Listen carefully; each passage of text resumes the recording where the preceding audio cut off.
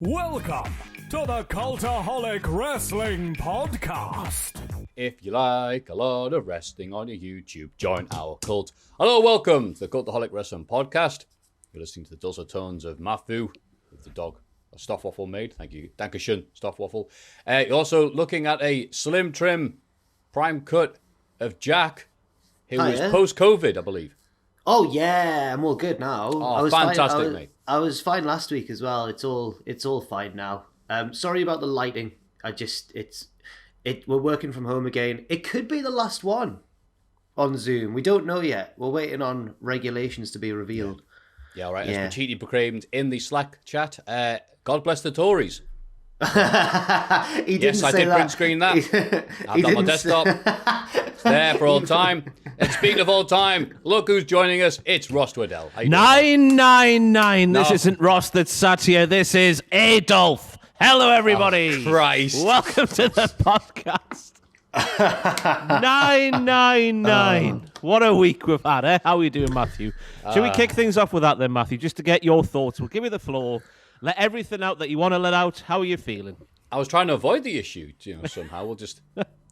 the giant name change in the room, but it's a two-pronged attack, like a certain European country who raised war in the 40s, because on one hand, there's the very distinguished, very impressive and respected wrestler, Walter, out of nowhere, deciding to change his name, which I can understand why they're doing it. WWE has to be able to trademark the name to make more money off of it. It's just normal business sense. It's what they've done for years. It's only in the weird Triple H, oh God, I wish I was Jim Smallman instead of McMahon, Helmsley era that we've been having in the era where they've kept the names, where that's not happened. So, all right, cool. We want to change Walter's name. Fine. There's ways of doing it. It could be in a promo, going, Imperium, you guys always lose. We need to change. Your new name is Mud, but my new name is Gunther or whatever. And he just came out and went, no, my name's Gunther. And it was terrible. They did a small promo backstage where he's like, I'm here and we can finally start doing our message or getting our message across, wherever it was. There's the seeds being sown. But it was weird how they did it, as it always is, by and large. But I hope you're okay, Maffew. No, and then the second thing of it, not just, hi, I'm a different name now. Just accept it. We're here, we're Gunther, get used to it. It was the fact that people had a quick old Google and, Gunther Stark, eh? No, Maffew, but you see what you're doing there is he wasn't even that high up in the Nazis, so it's fine. I'm not going to name and shame who it was, but yesterday I tweeted out the "Would I Lie to You" thing, saying what happened with Walter. I thought it was fine, and then someone was like, "The Bob Mortimer thing." Bob Mortimer one, yeah, because that's Bob can make that believable. And someone was like, "What's your issue, Ross? He wasn't even that high up in the Nazis anyway." Yeah, sorry for tweeting that. I had to defend him. No, it wasn't me. Oh, dear. I had to go to the website uboat.net. Described him as one of the Kriegsmarine's famous Olympia crew. This crew chose the Olympic rings as their symbol. It was their largest crew and produced more U-boat commanders than any other. Of the 164 who graduated, 140 took command during the war. The Kriegsmarine, literally the War Navy, was the Navy of the Nazi Germany from 1935 to 1945. It superseded the Imperial German Navy of the German Empire and the interwar Kriegsmarines of the Weimar Republic. All right, thank you. Oh, it's interesting. So it would be one thing, it was like, aha, Gunther Stark was a caretaker for the Nazis or something like that. It's like, all right, okay, that's pushing it a bit, but a high-ranking U-boat, yeah, those U-boats had no effect on the war whatsoever. Yeah. I think another, not as big as that reason, but another reason it's bad as well. Like, fair enough if he'd come in and changed his name and everyone gone, oh, that's stupid. But he's been in part of WWE's canon for years now. In NXT UK, he was the champion for ages. And I know they don't pay much attention to it, but people do. Some people do. And it's really silly, isn't it? It's really silly. It's not even that. It's the fact he's had, I don't know, I haven't got it to hand here, but how many matches has he had in the black and gold era? He's been on takeovers as Walter, multiple takeovers, and now he's just, oh, hello, I'm Gunther. Yeah. No, you're just not that part of Europe enough. Gunther. Okay. Cheers. What? kind of related to this is the news that Mustafa Ali requested his release via Twitter. It's an amazing thing to see. I don't think he did it via Twitter. I think that was just him announcing. Oh, sorry, yeah, you know what? I said that wrong. Sorry. It publicly announced that he's announced his request. Yeah. Which is astonishing turn of events. Announced on Sunday, the request is release. New report from Fightful Select indicates that Ali's absence was apparently preceded by an argument with Vince McMahon. In November, Ali posted a video of a proposed character vignette to his social media, depicting himself as a faux political rally about a new America. Fightful's report notes that the character was initially accepted by WWE before those in power in WWE changed their mind. Who could it be? Who could it have been? The report goes on to say that in place of that angle, there was a pitch from McMahon for something Mustafa Ali would never have done. The pitch led to what's been termed a heated argument between McMahon and Ali hasn't been seen since. So people have immediately put two and two together and thought, were they trying to change him into being an evil foreign heel? Yeah. I mean, yeah, probably. I think it's quite clever because he obviously wants to go now, and by putting it on Twitter, he's increased the chances of them having to release him, or if they don't, it kind of builds hype more for when he's eventually released. So I think it's a wise thing to do, possibly. If he's dead set on leaving and he thinks, I don't mind burning this bridge, then I don't see why not. And they can't say no now, surely. They can't do it. Like, he's been there for so many years. And we've said it so many times on this channel, haven't we, that he's just proved himself on social media to be fantastic as a heel or a babyface with these self-made promos that he's done out in the streets and whatnot, and they've gone nowhere. There was, I think, 2 occasions he was on reportedly so, on the brink of a big push. Once just before Kofi Mania took off, and then the other when Brock Lesnar got Money in the Bank. That was supposed to be him, and it just didn't happen. The Retribution thing, again on Twitter, I had people say to me, "Oh, Ross, that was to showcase Mustafa Ali alongside T-Bar and Mace and Retaliation, whatever the other people were called." That was a load of bollocks that no one was ever going to take seriously, were they? That wasn't good. That was a non-starter. So good for him for doing it. He's going to flourish wherever he goes, and hopefully just gets to. Because he wants to promote this message, doesn't he? That the company didn't allow him to promote. So hopefully wherever he ends up, he gets to do that. Yeah. I'm just going to steal it from Twitter. It's a second organisation Ali's tried to change from the inside, but couldn't. Excuse me, a policeman. Oh. No, he wasn't in any U-boats. I pointed out, no. But yeah, Mustafa Ali, fantastic at everything. I feel like we say this every few months, but wow, how did WWE mess that up? Yeah. Anyway. I know. Racism. It's very sad. Well, yes. Possibly racism. Yes, we can exclusively reveal here on the podcast, it was racism. It's another one of those ones that makes me annoyed because when like Vince goes on the Steve Austin podcast or whatever, or you hear stories of like, it's the ones who take a risk and stand up for themselves backstage who become the big stars, the Steve Austins and whatnot. It's not, is it? Like, not anymore. You've got to do what they want and just hope that it's good, and there's a slim chance that it'll be good. Yeah, maybe that used to be the thing. Yeah, I was going to say, when that happens these days, just get the news reports of, so-and-so was difficult to work with. Yeah. I'm still waiting for the Mustafa Ali. Oh, yeah, wait a minute. He's difficult to work what's this? with one. Breaking news. Here we go. Ali, hard to work with, yeah. Attitude problems. But like you say there, Bray Wyatt is the absolute perfect example because he was one of those stories of difficult to work with backstage, which just means had alternative creative ideas to what was being given to him, I assume. So yeah, you're totally right. It's very frustrating. I like how the news report was, Bray Wyatt was really hard to work with. I always complain about where's the storyline going? And then later on, the Fiend had no storyline conclusion to it. That was the end. Yeah. Like, yeah, okay. And weird news, it was revealed Cody Rhodes, his contract has expired with AEW and he's currently a free agent, which then somehow went, wait a minute, let me check the calendar. It's January. Rumble season. Cody Rhodes is going to be in the Rumble. Wait. What? And then looking at the updates here from The Melt, you know, on the Figure 4 Online message board that almost everyone of AEW was avoiding him, but the individual who told them the news isn't sure if it's a publicity stunt or not, but they don't know for sure. Quote, one would think it was a big story internally. They would know. That's the only person that would ever talk to me today. So apparently, according to Meltzer, someone told them the news, and everyone else saw it and went, okay. No one talks to anybody anymore. Yeah, nobody tells me nothing. it would. Johnny Tight Lips. What's Cody Rhodes' contract status? I'd seen nothing. Yeah, it wouldn't make any sense whatsoever for Cody Rhodes suddenly, of all times now. Nevertheless, the fact that he is the current AEW TNT champion to suddenly leave for Rumble. It's a bit of No. Sammy's the interim. He won it when he was away, just like UFC. It's a bit of a Michael's razor. So yeah. It's not. Okay, all right. It's not a Michael's razor. I mean, that's exactly what he went for on the Dynamite. We'll get to that. Yeah. I don't think there's any thoughts here, or is it just how crazy the story is? Is it work?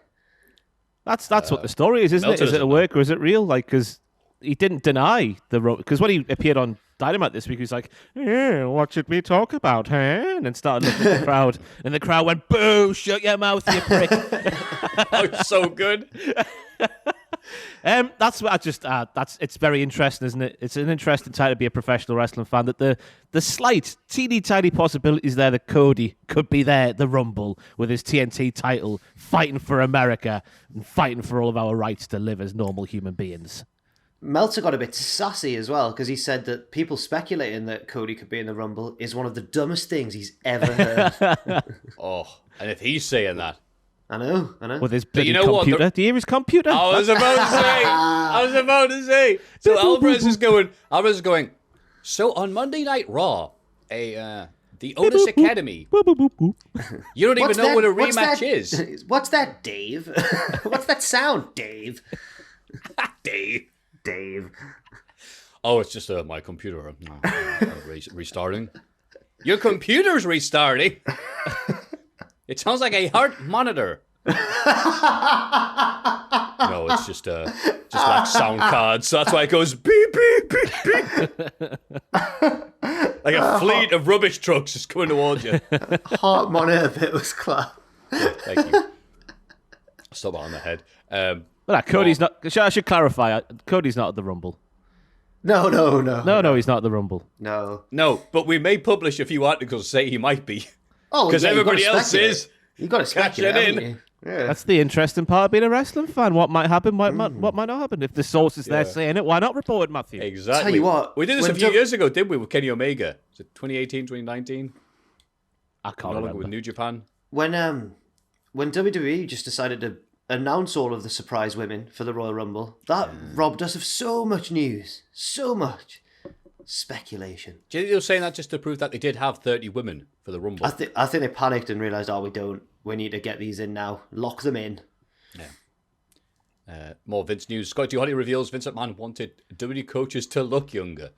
The former tag champ also divulged next week, hey, Vince wants the coaches looking younger. So I need you guys to start dyeing your beards and cutting your hair. That was the coaches. I literally lost sleep over it. A couple went and, did it right away. Dude, I've had every kind of facial hair, dyed, not dyed, the chin strap, the goatee, the beard. I've had everything, spiked up hair, bald head. So it's not about that. It's like, why are they making us jump through hoops like monkeys? Apparently none of the coaches were on TV. So I don't know why Vince would even see him. So people have always compared Vince to Mr. Burns. This is literally shave those sideburns. This is literally like, you've got to look different if you want to coach here. And it got me thinking, how is Albert going to look younger? What's he going to do? He still looks like a baby anyway, with his big head. Like a little baby. Just 6'7". Yeah. So he just needs to shave his facial hair and then he'll be all right. And wear a suit. It's an amazing story to come out when Vince McMahon's now back on TV. Just sitting there, never standing, which I find... I don't know who it was on Twitter this week, pointed out, saying, isn't it weird how you never see Vince McMahon standing up these days? What's going on there? Oh, conspiracies. But he kind of sit there on TV looking, he's got the boot polish out and the hairdo and whatnot, but he still looks like an old fella. So he can't be saying to other people, look. Do you think Vince in his mind... Do you think Vince in his mind looks like... And when he started having these like WrestleMania matches with Hogan and Michaels and stuff, and he was really huge, do you think he still thinks he looks like that in his mind? Yeah. Yeah, okay. Yeah. He probably does under his suit, to be fair to him. Just a bit, looks a bit old in the face, doesn't he? Probably looks like a 20-year-old from the neck down. True. It's just fat packed like a bunch of steak. So you take the shirt, pumps out. Also in weird news, Every Time I Die, the band, has called it a day due to a lot of internal struggle, which I'm not entirely sure about. It's nothing to do with wrestling. But that now means that the Butcher is technically a full-time wrestler. Okay. That was a weird little note I there. saw everyone tweeting about this. Oh, little Andy Pandy. Andrew, who works here at Cultaholic, he would be gutted. He kept sick because I don't know if it's still on the tour. I assume it's not. They were coming to Newcastle. Yeah, they were coming to Newcastle in 2022. It's like, oh, shall we go? Shall we go there, us? I was like, I know one song by them. I couldn't tell you what the title is, but I've heard one song of theirs. What, you wouldn't go and chant Royal Rumble like the AEW Pro? Andrew's mentioned it, Sam, Luke, and I didn't realise how big a deal they were. I thought they were like a mid-level rock and roll act. They've been around for yonks, aren't they? They've been around for decades, haven't they? Yeah. Jackson would go there and chant, mid-card. Where's Green Day? Come on. Seen that poster for that festival in Las Vegas?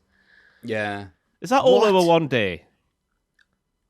Oh, I don't know. I just saw the poster and saw I just saw the poster, but my girlfriend was like, that's all happening over one day, you know? I might just throw her under the bus there. I was like, all those names? Is You're that gonna have like a 48-hour day somewhere coming up? That'll be disappointing. There'll be some really short sets, and you'll miss there'll be loads of clashes on different stages. Apparently, though, it's being run by the people who ran Astro World, if you heard about that, which was a disaster, and like people died and stuff. Oh, that Astro. The Travis Scott, right, the Travis Scott concert. Right. Yeah. So apparently it's the same people behind that. So it might not be that. God, I hope it doesn't say on the poster from the people who bought you Astro World. No. Oof. Yeah. And the last bit of news is sad news now. You already Naked Attraction isn't getting a new series. Yes, because get they couldn't get enough people to do it. Oh, thank God. So if you hear my phone going off during this podcast, you know who it is. So I'm so relieved. Wow. Because Are you watching it? Oh. if I'm at my girlfriend's and it's on, she wants to watch it and I get so uncomfortable. I hate it. You watch out with your girlfriend? I'll watch it with my girlfriend puts on as well. Yeah, and do you hate it as well? Because I do. I wouldn't ever choose to put it on if I was just alone in the flat by myself. But when the girlfriend's, I play along like, oh, what a lovely winky. Oh, lovely wow, setting. Look those knees. Oh. Yeah. I'm a WCW commentator of the year, giving it big uns. I hate Them it. knees. And her point is, but you get to look at some naked women on the TV. I'm like, I don't care what, if it's a man or a woman or whatever. The whole concept makes me just deeply uncomfortable, and I can't watch it, man. I hate it. I think the only way of making that show more uncomfortable is watch it with your partner. Or parents would be worse. Oh, no. Oh, yeah, That parents would would be worse, yeah. that'd be worse. Come on, Brand. In all fairness, Naked Attraction, we did have one corporate episode. I don't know if you saw this one, Jack, where I think she was in her 50s, this woman. It's like a vicar, maybe, an organ player at the church. But she was the filthiest woman you've ever seen in your life. It's incredible. Was she the feet woman? I think so, yeah. Well, short, dark hair. She'd love to get her lips around his toes or something. I remember her saying. I was like, bloody hell. Not to kink shame or anything. The concept makes me feel deeply uncomfortable, everybody. I'm glad Ross is in the same boat here. Very glad. Maffew, when you said, like, we've got some sad news now, I thought you were going to bring up Dom West. I was really shocked when you brought up Naked Attraction instead. Yes, what's happened with Dom West? Bro, I swerved you. No, I thought it was good news with Dom West. No, his cancer's come back. Oh, what? Oh, no. Yeah. Oh. I think it was just a couple of days ago on social media, he said. So hopefully he's okay. Yeah. I think it was last June or July, he got like brain lymphoma diagnosis, and then it went away by September, and now it's come back here in January. So obviously all the best to Don. Absolutely, yeah. Sorry to bring the mood down. No, it's important news though, isn't it? Yeah. Well, that was the news.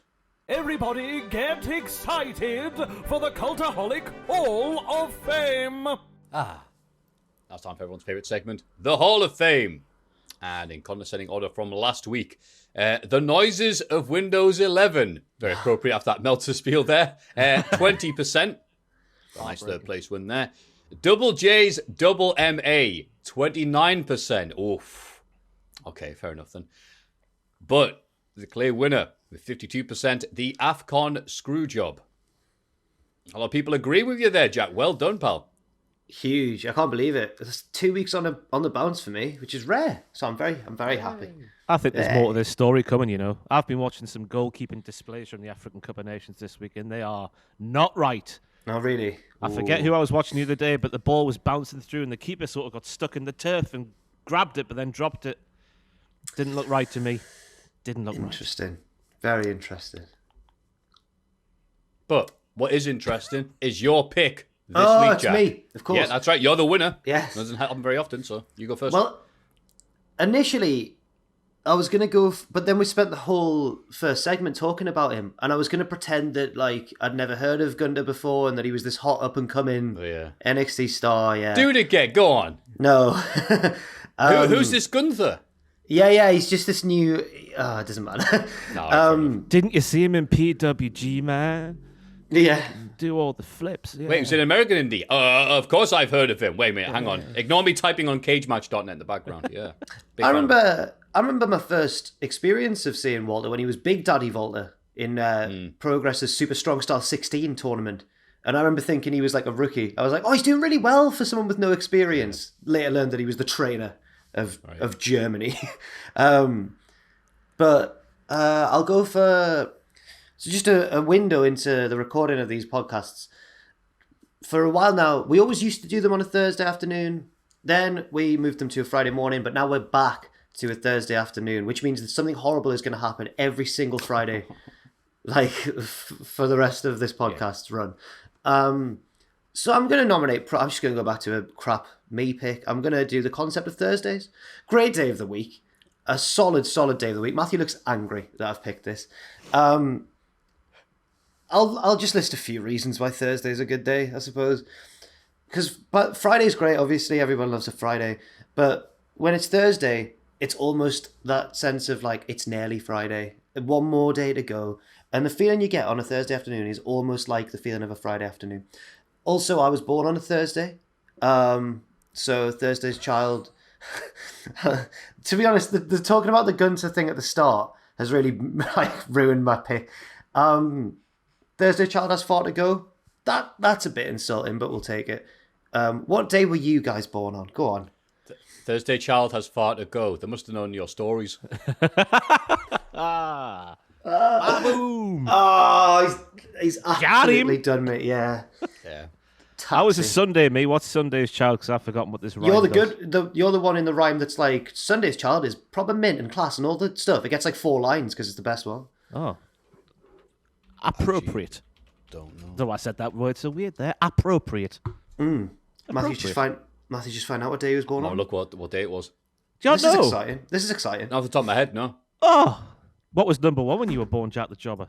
Ebenezer Good by the Shaman. Fitting Ebenezer once again. I've never done either of these in my life. Mine was fitting as well because it was Rhythm is a Dancer. That's a good one. Yeah. That's a good one. My girlfriend's was Mr. Blobby.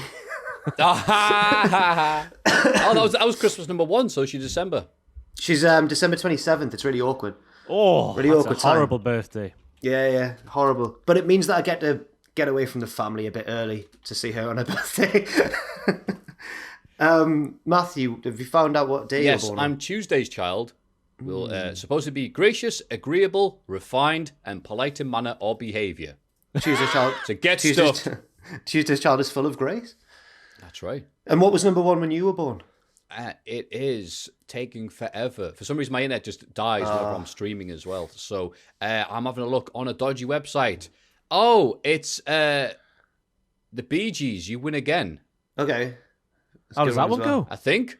Or is it the Pow, China in your hand? Can't read this bloody website. It's not very helpful. It is the Pow, China in your hand. What is that? Was that like a 50s rockabilly? To Pow. That's nothing. Sorry. Anyone heard of to Pow or China? No. I've heard of the country T'Pau, China. Have you heard of Hans? Yeah. I've heard of Right, great. T'Pau, but I don't, just as a punchline in 80s jokes. Really? Yeah, someone said one last night when we were doing the streaming. They said, Batman hit someone over the head with a vase. And he goes, T'Pau. And he goes, do you mean Kapow? He goes, no, I've got China in my hand. Oh, Hey. Thank you, Photoshop John, for that. I have no idea who these people are. Anyway, so what we're talking about, yeah. Sorry, I've gone on for long enough. Thursdays, the concept of Thursdays is my pick. It's been a good run. And now I'll hand over the winnings to one of you. If he picks Walter, I swear to God. I know. No, I'm He not. goes and picks Walter. Not gonna pick. I mean, that would be funny. We all variations of him. You get Big Daddy, Jed does Gunther, and I get, classic HP original Volta. No, that's a very good pick. Thursdays, I always look at and go, oh, it's bloody Thursday, isn't it? It's a day that goes, hang on, don't hate me. I'm not Wednesday. It could be worse. They go, yeah, but it could be better. It could be Friday. So. Yeah, that's fair enough. Fair enough summary. Yeah. My pick, I was going to play an audio video of it, but I realised that there's a bit of naughty words in it. And so I'll just summarize it. I've been watching Dart highlights, which is a good way of killing time when you've got nothing to do and you just want to watch a bunch of physical specimens, throw stuff at a wall, because God, it looks good. And recently, a guy who keeps on going around, he's a guy, I think there's people in wrestling who are like this. I think Jericho's a good example of someone, they get the normal cultural zeitgeist for a bit in a meme. And they'll come around a few years ago, just come around for normal people. Ted Hankey, a.k.a. The Count. It Canadian. used to be... He's what? He's Canadian, isn't he? Is he? I think he is. He looks so British. Oh, is it? I didn't even know that. No, you don't I speak. think he's Canadian. Ted Hankey. Yeah. Oh, well, the one who you looks check like. that. Oh, the one who looks like a vampire. Yes. Yes, That so was had the, that was the it count. actually Right, had okay, the, right. yeah. Yeah. All the vampires come from Canada. Ted Hankey went viral because he's always playing it up. Because he used to be really, really, really good, and he stopped getting good. And he started like, oh, it's me, I'm a heel, basically. The real life Cody Rhodes. And he went viral for a clip a few weeks ago where it's really zoomed in, I guess because it's not English audio. They're not talking over him or trying to drown him out, or is what he's saying. He goes, who's in charge here? Me or the devil? I think it's me. And he says, come on, you. And he gets it. And he gets an all right score. He's like, yes, yes. And he acts like he's just won the BDO championship. And his next opponent throws one dart and gets the double wins. Wait. This When's clip's this? so good because, like, oh, I don't know when it was, but it was like forever ago. But Wait. the He's clip actually went, saying. He's actually saying those things. who's in that he charge? was- Yeah, who's in charge here? In a You can hear him, competition? yeah, because again, I front don't know of a how you crowd? can hear him, but like you can hear the I can't remember the language, but it's not in English, so they're not trying to drown him out. So I guess they might have the microphones a bit closer to them, so they can hear him. What? Then that's how the setup works sometimes. Do the foreign language thing, so you can hear him clear as day. Who's in charge here? No. Me or the devil? I reckon it's me. He's like, yes, and the other guy just throws it in, wins the match. This is so funny. But apparently, Cambridge United did that as a celebration this week. Oh, last week, I forgot what date it was. Because I saw the clip going, because that orange gear on there. And they're doing that. The lads are going, who's in charge here? Me or the devil? So it's like, because darts is awesome. Darts never is watch really it similar enough. it's really similar to wrestling in a way. It has become, like, now that Sky, like, just supercharged it all those years ago. And it's like, now, widescreen, flashy graphics, Feel the power. And all the graphics coming up, the beautiful women surrounding them and all that. Oh, it's stunning. It's absolutely stunning. But then they get on stage and just go. Isn't it great? Yeah, and I want to see it. Yeah, I'll watch the darts. It's the crowds that make it, though. There's no Friday night out of the night at the darts. I haven't been lucky enough yet to get down on the floor for one of those long tables. That's where all the action happens. I've only been up the sides so far. At the Telly West, a couple of times at the Telly West. But I love darts, mate. Fantastic. I'd be too scared to. It's not that bad. Well, It's no to more go to the daunting. darts. It's no more daunting than that bloody thing at Rise where all the smokers are. The terrace. The terrace, that's the one. No, I think this is just perspective. To me, that's a friendly, welcoming environment, and the darts is my worst nightmare. People sort of stood there going... as you walk by. Terrifying. That's just because there's no wrestling fans at the darts, I suppose. I once saw it's the biggest fight I've ever seen in terms of number of people involved.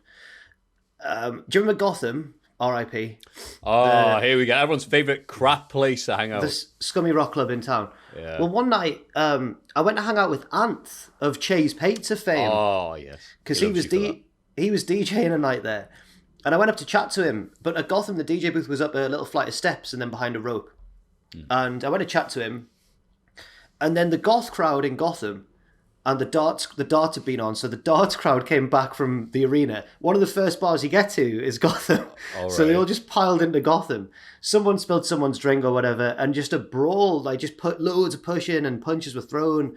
And I was stood up on this thing with Anth, just watching the chaos unfold. Wow. And he just stopped the music and just pulled the rope across us like that. And I was just watching, and I was like, I can't believe this is actually happening. Then the bouncers piled in, but there was only like 3 of them at most. It was really scary, actually. So that's part of why I'm scared of the darts as well. Oh, I don't know. That's what they're gonna do. Yeah, this lad's got a black t-shirt on. There's a goth. Oh wow! I think the biggest fight I ever saw, but there's never been any multi-man brawls. That's the only time I've ever seen a multi-man. I think that was A rumble. an actual rumble. Yeah. Starring free agent Cody Rhodes and maybe Goen Price. Who knows? Anyway, that's my pick. It is Ted Hankey. Ross, what have you got for us? I was on Twitter this week and I saw a thread by a man called Ash Preston, who has listed... Well, I'll just read out what the opening tweet of the thread says. He says, the World Bodybuilding Federation, a.k.a. how Vince McMahon splooged $15 million on his muscle fetish and longing for acceptance. And we scroll down this thread, which is wonderful. But then you get to a certain... Because we all know what the WBF was. It was bodybuilding, Vince McMahon, Bobby Heenan on commentary, Mean Gene Oakland, a bastion of the bodybuilding world, hosting the events. And all the bodybuilders had their own little gimmicks that come out and pose and then somehow incorporate their gimmick into their pose and performance. And I got to one by a fella called Dirty Eddie, who comes out... He comes out looking like a bodybuilder does, but he's got the Rambo headpiece on. He's got this massive gun, which is clearly making up for a lacking in another area, his winky, because of the peds, because it makes them shrink and all that malarkey. And he just comes out, and instead of doing all the posing and whatnot, he just whaps out his big gun and just starts shooting all these ninjas. And it's one of those things you need to see to believe. So Richard Tubman, sorry, go on. I was going to say, can you show us this? But I'm guessing you're going to get him to put a Yes, clip we in can, because I've asked Richard Tubman to make a supercut of the highlights, which you'll see if you're watching YouTube right now. He just walked out on stage. Uh-oh, he's in trouble now. Wait a minute.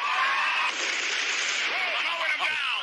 This giant, oily muscle man. Do you know these ninjas just running towards a man with an enormous gun?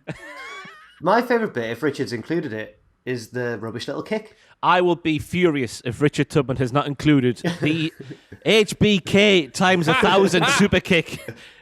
It's a little flick of the upper foot, isn't it? Or even the lower foot. The upper foot, the instep, is it? Is that the instep, that bit that goes up there? A little flick. But look at that ninja falling from the sky. Dirty Eddie's going mental with a gun. It's... And the best bit was, as Ash Preston says in the tweet, the pyro is way too loud. And I'm sure you hear at one point some guy going, saying the F word quite loudly because they get a bit of a fright by the pyro going off too loud. But there we go. As we all know, the WBF was fantastic and a flop, which made it fantastic. But Dirty Eddie is someone I got introduced to this week and someone who I hope is doing okay today. I need to Google Dirty Eddie now. I should have done this before the podcast. I was about to say, Dirty Eddie is the worst name you want for a muscle federation bodybuilding thing. That Vince McMahon had to announce, no, they'll all be clean before it started. Because it's happened at a very awkward time with the story trial and everything. Here's Dirty Eddie! The thing is, though, he's not even being dirty. He's being wholesome. He should be called Wholesome Eddie for fighting off the ninjas. Yeah. Wholesome Eddie. Yeah, he's a babyface. He's called Dirty Eddie. I just want to say that I have definitely played whatever platformer this was a part of. It's Giant Muscle Man, Dirty Eddie versus the Ninjas. It's a bit Duke Nukem, isn't it? A little bit. Non-ironic Duke Nukem. That's all we love to see. I can't believe it aired on Sky Sports. Oh, God. When you type in Dirty Eddie WBF, you don't get anything about Dirty Eddie from the WBF, but you get Dirty Eddie, which is the Urban Dictionary definitions. Are we interested? No. Absolutely. A Dirty Eddie, everybody, is the act of having sex in a run-down movie theater. Hey, did you hear? Zach and Leah got caught doing the Dirty Eddie during Toy Story 3. Of all the films to pick there, of all Toy the Story films. 3. But I can't find... If anyone who's watching knows the whereabouts of Dirty Eddie from the WBF, please let us know in the mailbag or something like that, because I'm very intrigued to know if he's still fighting off the ninjas here in 2022. But there we go, Dirty Eddie. Those three picks. Wow, what a WrestleMania lineup it is this week. The concept of Thursday. Ted Hankey, who's in charge here. Dirty Eddie. Maybe that third answer finishes the second question there. Oh, huge breaking news is the podcast. Oh, God, it's not Friday yet. Why, go on. 2K22 arrives on March the 11th. Okay. What year? Okay. It's 50 days until launch, and we have Tim the Tat Man in the promotional video, who is a man, I assume, called Tim with a lot of tattoos. I He's think in I'm the WWF aware as well. I think I'm aware of Tim the Tap Man because you remember when Fall Guys was all the rage? Yes. His Twitch blew up because he was a grown man who was terrible at this child's game and couldn't win a game. And it went on for so many weeks and maybe months even that his audience grew and grew and grew because he'd get really angry. But he'd get angry, but he was raking it in probably. So I imagine he wasn't actually annoyed that he couldn't win a game of Fall Guys. He worked everybody. Fair play to him.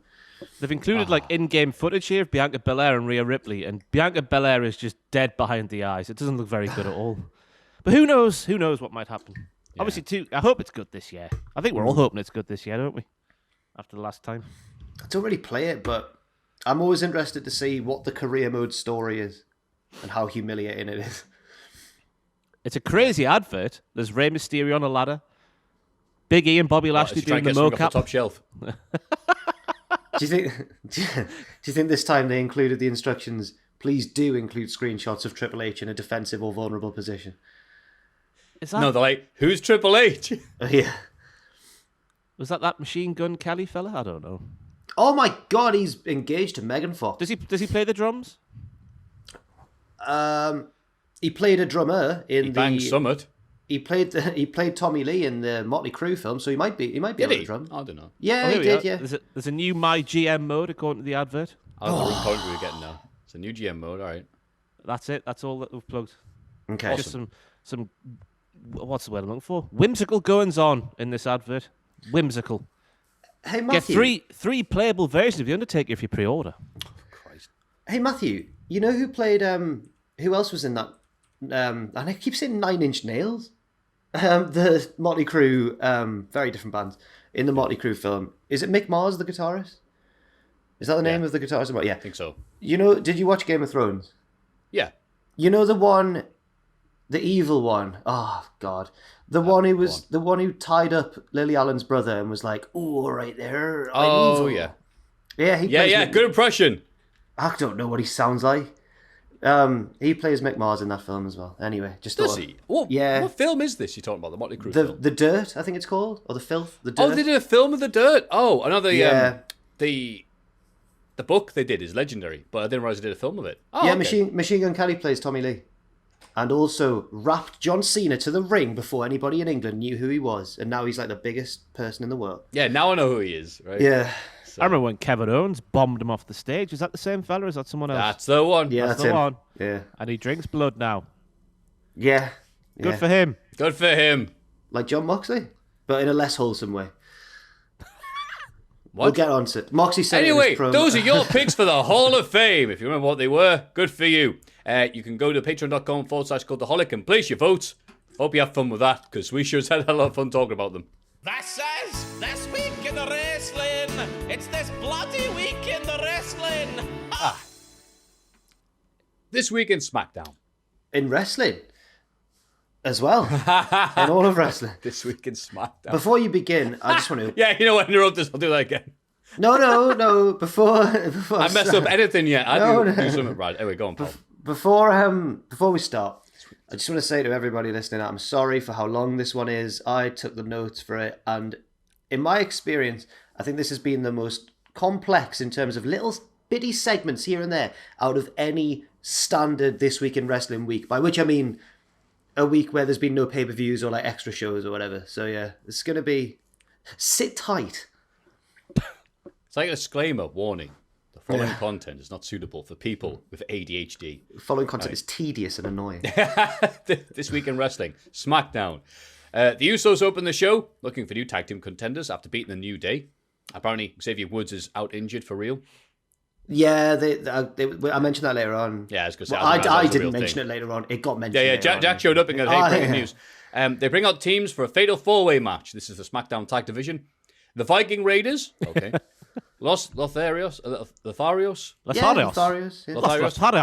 The Sexy Gets versus Jinder Mahal and Shanky and Cesaro and Mansoor.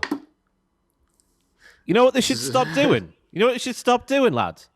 Releasing people, because then they might be able to fill their quotas. Bang! Take that one. Nick Khan and Vince McMahon. Pair of dicks. Was there a pay-per-view recently tag where... team? I can't remember if it was...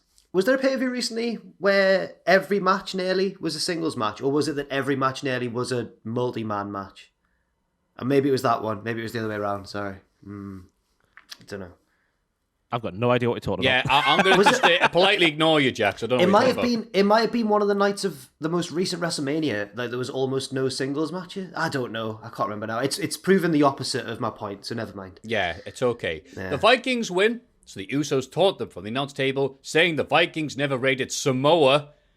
That's a mini-series waiting to happen, isn't it?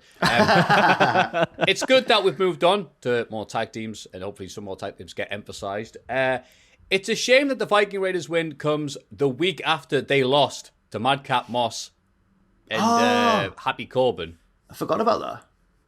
Well, good for you. That's what they're wanting. Why weren't they in this tag team thing involving the tag team roster of SmackDown? Happy Corbin and Madcap Moss, a bona fide tag team. They're overpowered. Their match was fine, I thought. I don't know if it was just me, but I found myself elated, and that's not me going too far here. I was elated that the not tag team didn't win. I was elated that an actual tag team won a match on SmackDown. Yeah, that was a good thing. At least Cesaro and his little buddy Mansoor.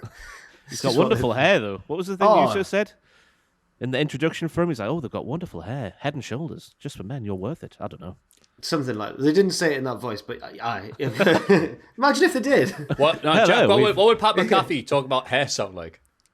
Oh no, I don't want Oh, to. you don't do impressions on command then. Sorry, I'm going to say too much Conrad. Maffew, I've got one. Go on, Ross.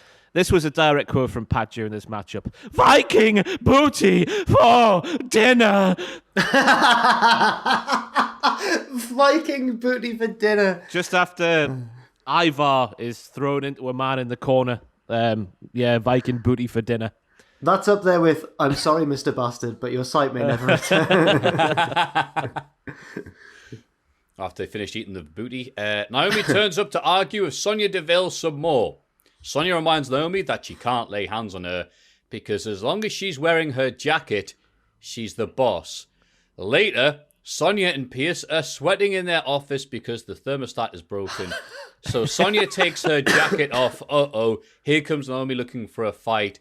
This is like a really bad point-and-click solution. Yeah. No, they've got their jacket on. I can't get past. Click, thermostat, adjust. Yeah. Boy, it sure is hot in here. Aha.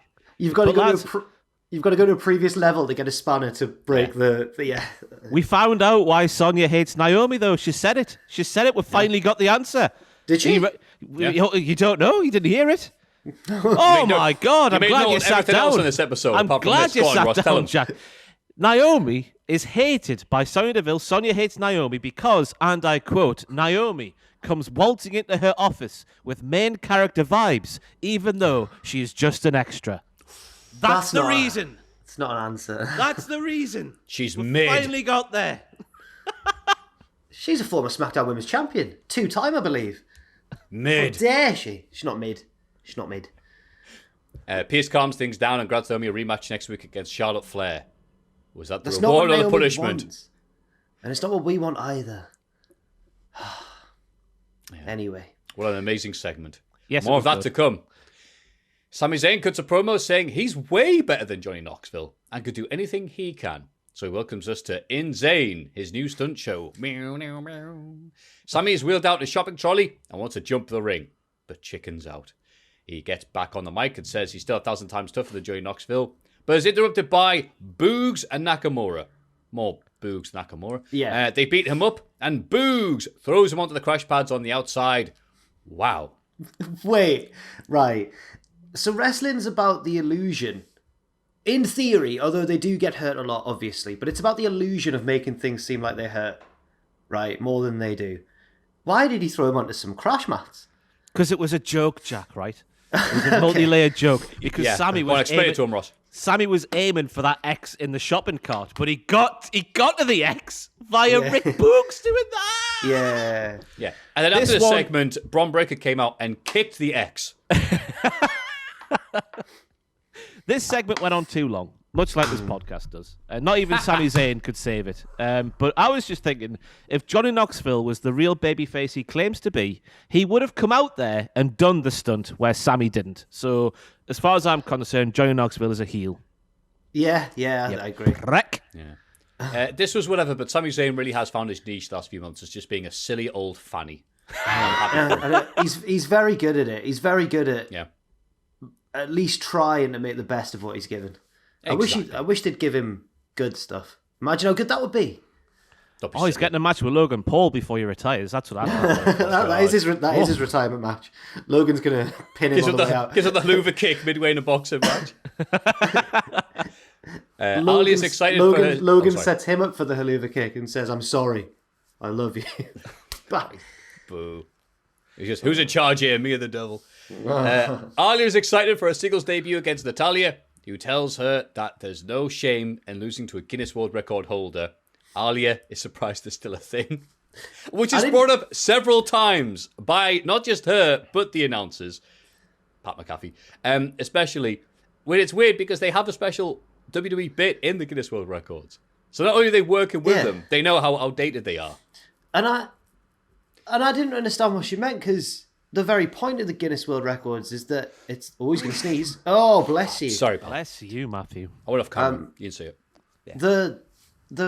Surely the point of the Guinness World Records is that some of them are insane. Well, not the central point, but like it lasts a long time. It's in history. I didn't understand Aaliyah's point of view here, I've got to say. Yeah. I can fully understand where she's coming from because the generations below ours are robbed of fantastic television of record breakers. It's not on the air anymore, is it?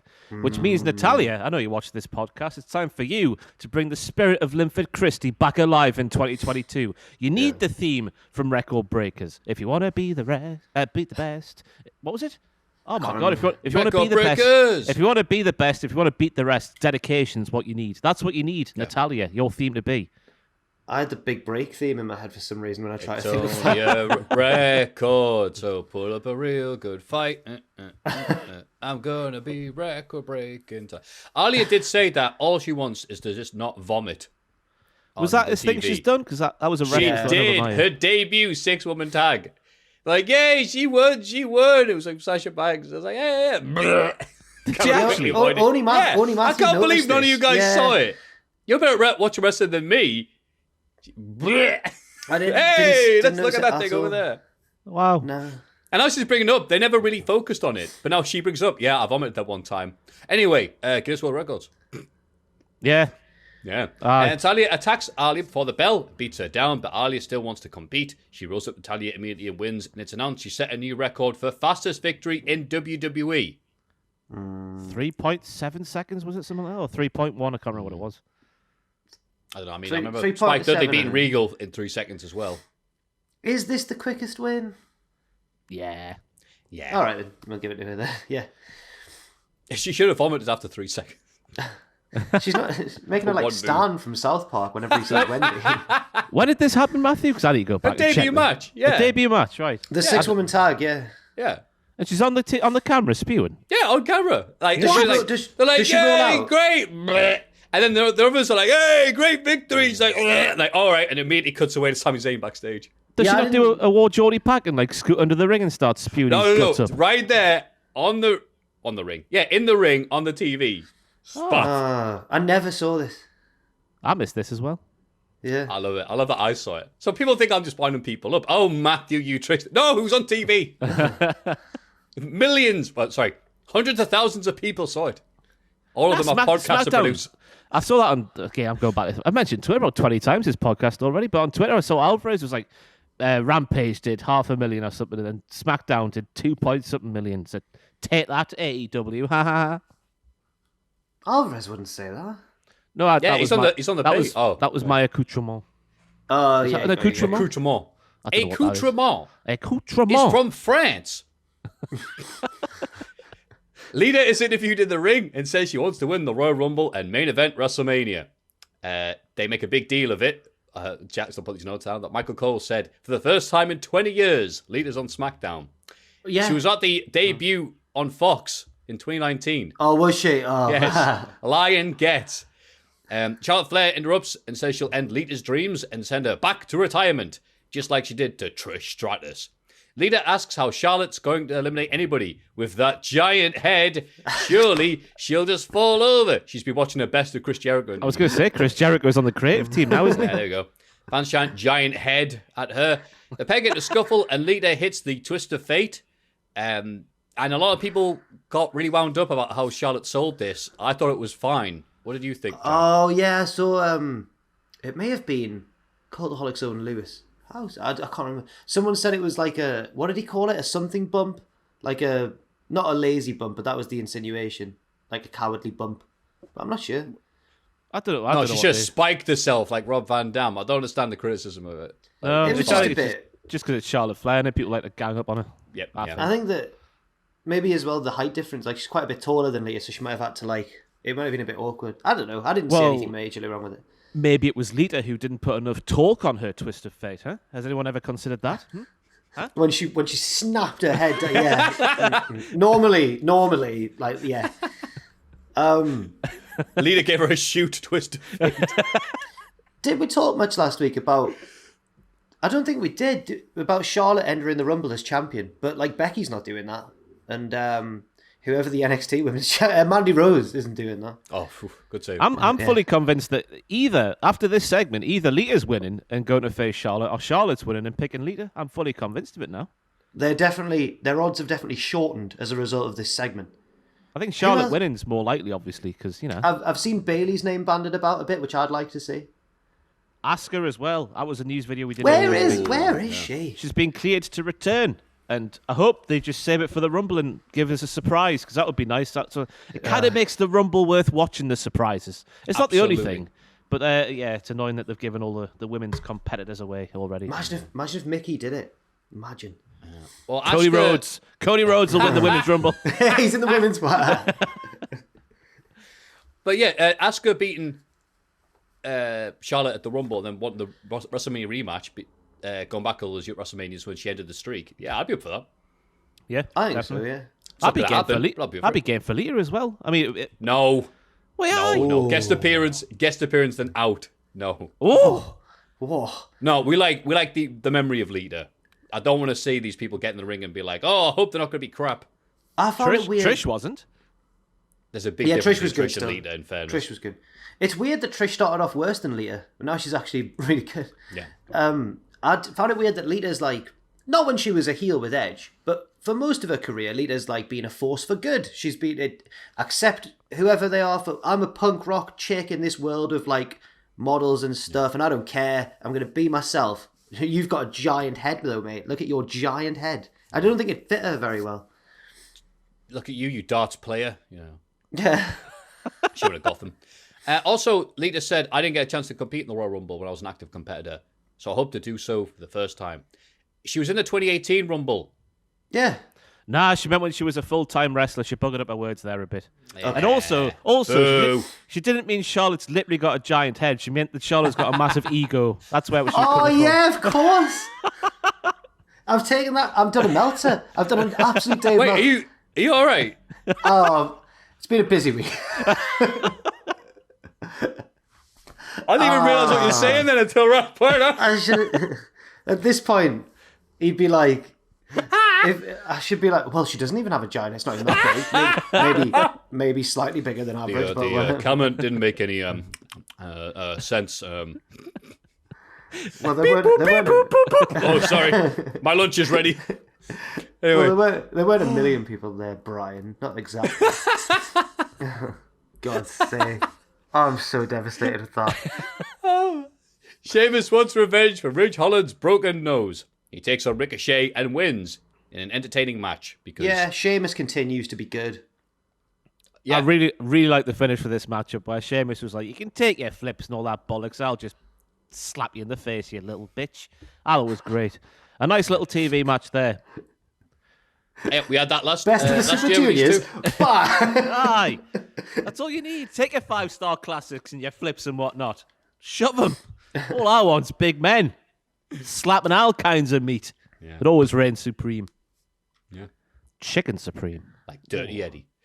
Kofi Kingston reads a proclamation from King Woods. The King has fallen victim to a calf injury and will miss the Royal Rumble, but Kofi will compete instead. Then Happy Corbin and Madcap Moss interrupt, announce that Corbin will also be in the Rumble.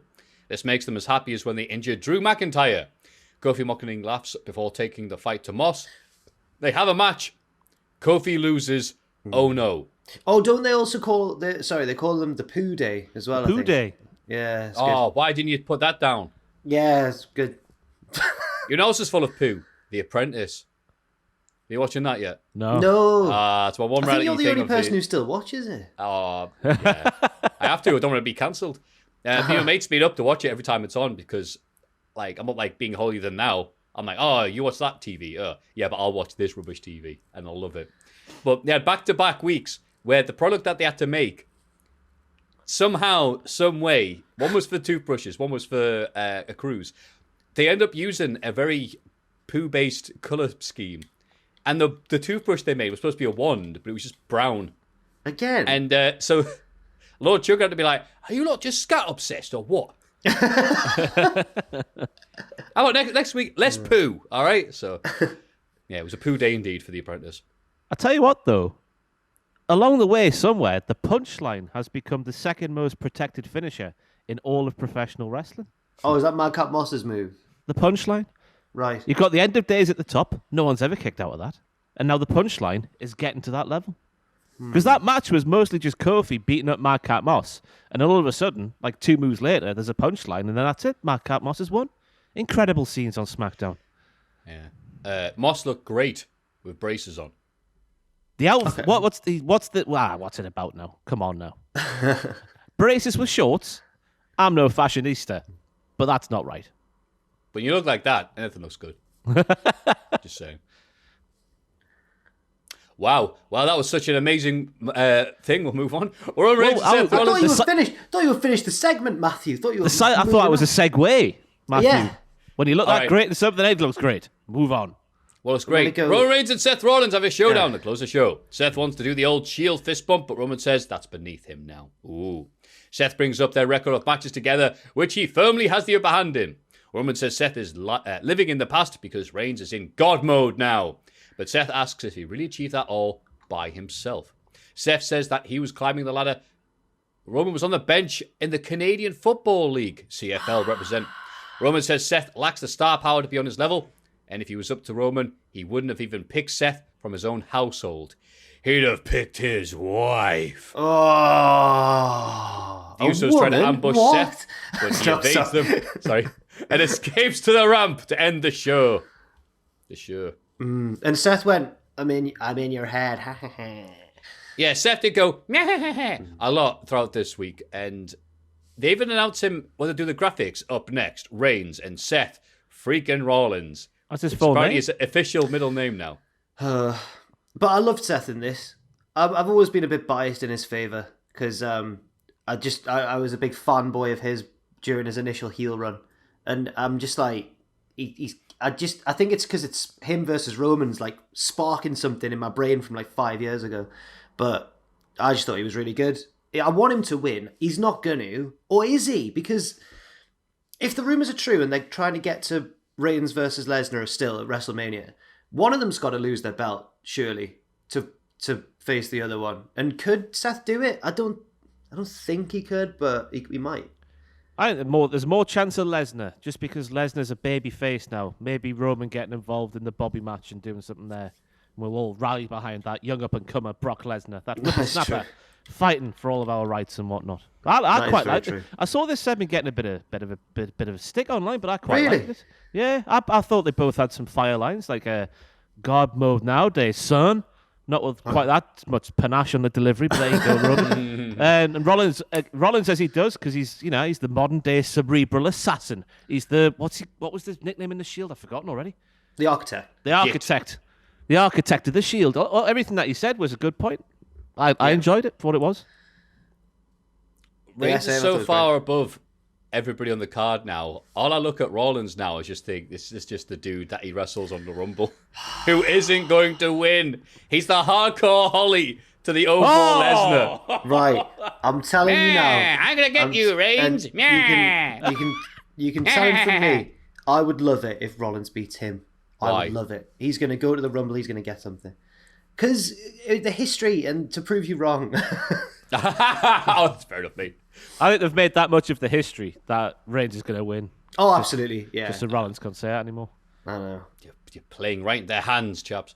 By the way, this week, Roman Reigns breaks Brock Lesnar's record to become the longest reigning WWE Universal Champion in history. So on Sunday, then his 504th day, passing Lesnar's previous record of 503 days from WrestleMania 33 to SummerSlam 2018. It's actually more impressive because Lesnar was away for a lot of that. Yeah. WWE's longest world title reign for decades. No champion having passed 504 days since Hogan's first WWF Championship reign between 84 to 85. Well. And it barely feels like he's just getting started with it. Again, I think this is something we put on the social medias this week. Was like, are you getting bored of Reigns' reign of Universal Champion? No. I was like, nah, let the guy hold it until someone like Braun Breaker's ready to take it off him. Yeah. That's what I want to see. A new person. Gunther. A new whippersnapper. And just imagine that, man. And new WWE Universal Champion Gunther. Gunther, no surname. Okay. How could they say that to make it not sound so... What's the word we're looking for here? It's not like a world champion's name, is it? I know you don't have a world... You know what I mean? It's a bit too harsh. Gunther. I think if he was originally called Gunther and they'd rebranded him to Walter, we'd all be saying the same thing. Without the whole surname controversy and stuff. Maybe. I think Walter was Dennis the Menace's little soft rival. But it's Volta, though. It's a big difference. Volta reminds me of the villain from The Mask. I was about to say, yeah, that's how I associate the name Walter with. Yeah, like he looks like him. Yeah, the one dude that the Mask's powers didn't work on. Because he was just a tank. Yeah. It was never said why. It's just like, well, it's Walter. Anyway, AEW Rampage. Adam Cole takes on Trent Beretta. They go back and forth, but both sets of allies get into a brawl outside, allowing Cole to hit a low blow and get the win. He's Beretta again. Yeah. I think Sue needs to have words with him. Go on. He's had a sustained attack put on his neck by Adam Cole, bebe, and he goes for an avalanche brainbuster. The tactics there all off, Sue. Sue. Is that what they'll say once he beats Gunther? My takeaway from this was I don't like Trent's hair like this. What? Oh. I think it's a big improvement, me. No, I don't like the Mike Bennett. It takes away the mystery, Maffew. It takes away the mystery. Like, is he hiding a receding hairline or not? Who knows? I think he's gorgeous however he looks. Gorgeous, man. He's still gorgeous, just not as gorgeous as he used to be. He is gorgeous. Come on. Just get really defensive. Okay. Yeah, yes, he is. This is the debate people want to hear. Yeah, man, he's pure sex on legs, and I'll not hear anything else about it. And I agree with it. I agree with a lot of his opinions on his interviews with Chuck Taylor on his podcast. His opinions on Chuck Taylor. What does he say? No, it's just a lot of the things he says. Chuck always goes, "Trent, you're so weird. Like, you're such a weird guy." But it's weird stuff that I agree with, and I'm like, no, Trent's in the right there. Like what? Give us one. Like, Chuck tries to give him a bit of a hug at one point, and Trent sort of shrinks away from him, and Chuck's like, hates being touched, and Trent's like, yeah, I do hate being touched. And I was like, I understand that. Yeah. Also, Thursdays are great. Yeah. Come Thursday. Oh, should we skip to that as well? Bless your little cotton socks. Oh, shut up, it was Ross. Some people it was both of us. Some people in this Super Look at him, assuming it was could me. be anybody. May or may not have fallen for what looked like a suspicious-looking account. Hang on. Hey, that he did well, whoever the fake Come Tuesday is, to make his account look so similar to the real Come Tuesday that when Jack asked, "Is this the real Come Tuesday?" I immediately went, "Yes, it is." I know, man. I'm like, wow. Because one, I remember Ross once, to demonstrate how new a lot of these NXT 2.0 superstars were, finding out how many Twitter followers Von Wagner had, and it wasn't that many, but at the time, but also a lot of people tagged us in it, like to the point where I thought this has got to be real then, because why would everyone be, I don't think we were the people only ones wanted it to be real. Yeah. Oh, of course we did. I got so excited I made a bloody picture. the art gallery where they tweeted it. So I was just like, oh, this was like the coming of age of Come Tuesday, but no, it was some fake ass. Fake ass. I'm glad it wasn't the real one. I'm scared. I hate that fake cum. Sean Spears wins a squash match against Andrew Everett. That's the popular PWG and Deadlock Pro. He used to be Cameron Grimes' boy. He did. Former Impact They were tag partners, champion, weren't they? yeah. They were He like gets the on the young mic. Hardys. Just two like Carolina boys with long yes, hair. yeah. Oh, I see, yeah. yes. He gets on the mic and asks if CM Punk is ready to face the best in the world. It turns out, yes, CM Punk was ready. I was shocked that this match went like this. I always thought that these matches were like supposed to be a little showcase for someone who could maybe potentially somewhere down the line join the roster. But to lose to Sean Spears, now not against Sean Spears as a performer, but in the realms of kayfabe and wrestling law and whatnot, Sean Spears is bottom tier. And to lose to him like that in quick fashion like that, there's no coming back for that. And Sean Spears needs to change his name, get new gear. Everything. It's over, Andrew. It's over. Sean Spears needs to. I mean, Sean Spears has been. He's been focused for this one because he's got a big match coming up, so he's been training extra hard. I think it didn't quite make sense. No, this is a man who got spanked on the bottom by Dustin Rhodes while wearing his Tully Blanchard briefs. Yes. Yeah. When he's not doing that, I think Sean Spears is growing on me. The less he does. The less he cares. The less he cares, yeah. A really quick match, fantastic. If he's winning or losing.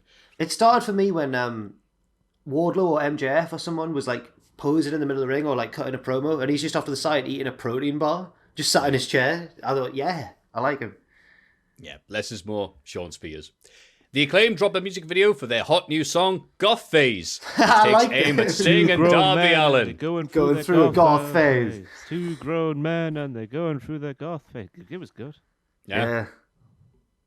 Fair play. Yeah. Good job. No, I agree with everything you said. We need What a Jack Atkins banger. on the podcast now to teach us some stuff about trap beats and other things like that. Oh, this was very much your old school hip hop, hippity hop. This wasn't a trap beat. I don't think this was a trap beat. This I was don't not know, Tech though. 9, Could be no. wrong. I loved Bowers as Sting. Bowens, not Bowers. I've made the mistake that you made. You've done that before, but yeah, for people who don't know, Bowers is the guy who runs North Wrestling. Bowens, the guy in the Acclaimed. They've both got first names that begin with A, right? It's really hard. And they look similar too. But I liked him as Sting. Was he Sting? No, he was Darby. I liked him as Darby in the video. That was funny. Yeah. Just very well done. Yeah. It's a great gimmick, the Acclaimed. Yeah. You know, Val Venus used to have sex with someone who was about to face his related to or someone special to them. The Acclaimed will just do a diss track on you. I'll dress up as you. It's a wonderful way. It's like they can feud with anybody. They're YouTubers, really, when you boil it down like that. Don't ruin it. Chris Statlander, Layla Hirsch, and Red Velvet team up to take on Nyla Rose, The Bunny, and Penelope Ford. They lose after a miscommunication between Statlander and Hirsch. They're just not getting along. Now, we spoke about, I think, the couple of, like, the street fight thingy with the bunny where she bled a lot. We spoke about that being, like, a thing that hadn't been built up much and then was just all of lots of things at once, like, not being, like, not worthy for what would seem. But you know what I mean? Like, it was too much for what the rivalry had been up to that point. This felt like much of that as well. Like, where's this entire thing come from between Layla Hirsch and Chris Statlander? Now, see, I thought you were going to say this is the opposite and that it's been alluded to too much because every week it feels like I write a segment in the notes where it's like Statlander and Hirsch argue backstage and we never dwell on it. I think you might have just ignored it totally, Ross, every time it happens because it doesn't. It's not an important part of the show. They just have an argument and then it moves on really fast. And I think we've all just been guilty of just not paying enough attention. So now we're like, oh, what's this about? But it's been going on for a long time. I would like to apologise for all involved. I feel like a lot of people watching will be equally as surprised. Yeah. Jay Lethal wants an FTW title match against Ricky Starks, but knows that Starks has to check with Taz first. The referee stopped him from brawling, even though he's right. I've missed my move of the week, lads. I've missed my move of the week.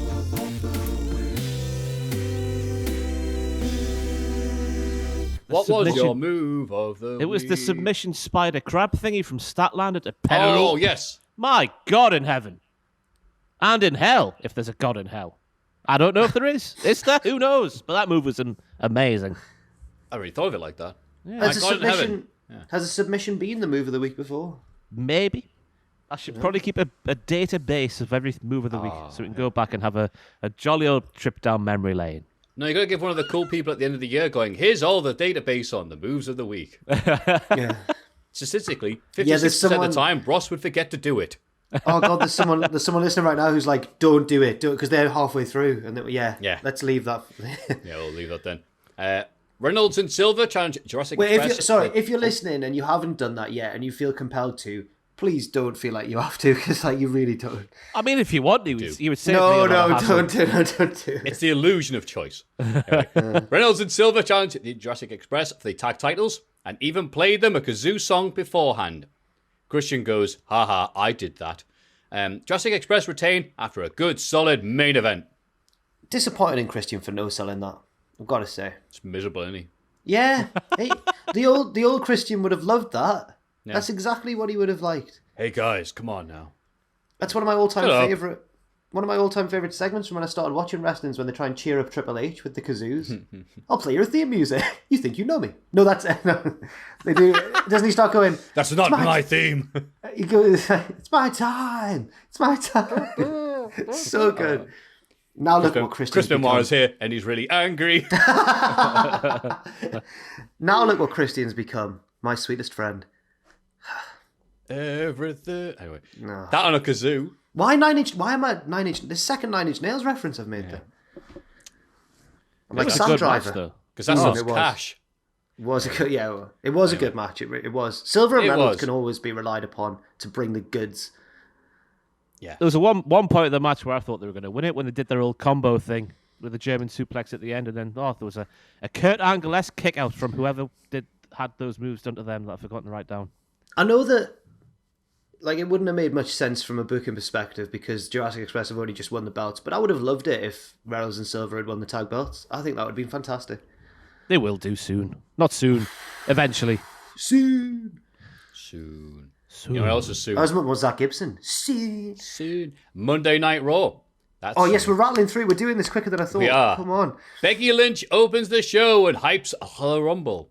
She says she admires Doudrop for making a name for herself. Oh, wait. She lets someone else make a name for her. Oh. She's interrupted by Doudrop with a new theme. Or newish theme, I guess. It's been a while since I paid attention to Doudrop. Or she's got an entrance on Raw, right? She says she's got to beat Becky at the Rumble. Bianca Belair and Liv Morgan arrive because it's Monday Night Raw. We always start with these bloody segments so everyone has to go, whoa, whoa, whoa, whoa, whoa, sweet child of mine. They both announce themselves for the Rumble match, and then Becky and Doudrop team up to face Liv and Belair. Becky has the match won, but then Doudrop breaks the fall, drags it to the corner, tags herself in, wins the match herself, and then she attacks Becky afterwards. Can they coexist? No, they can't. I've convinced myself that something else is going to happen, and that is Doudrop winning the title at the Rumble.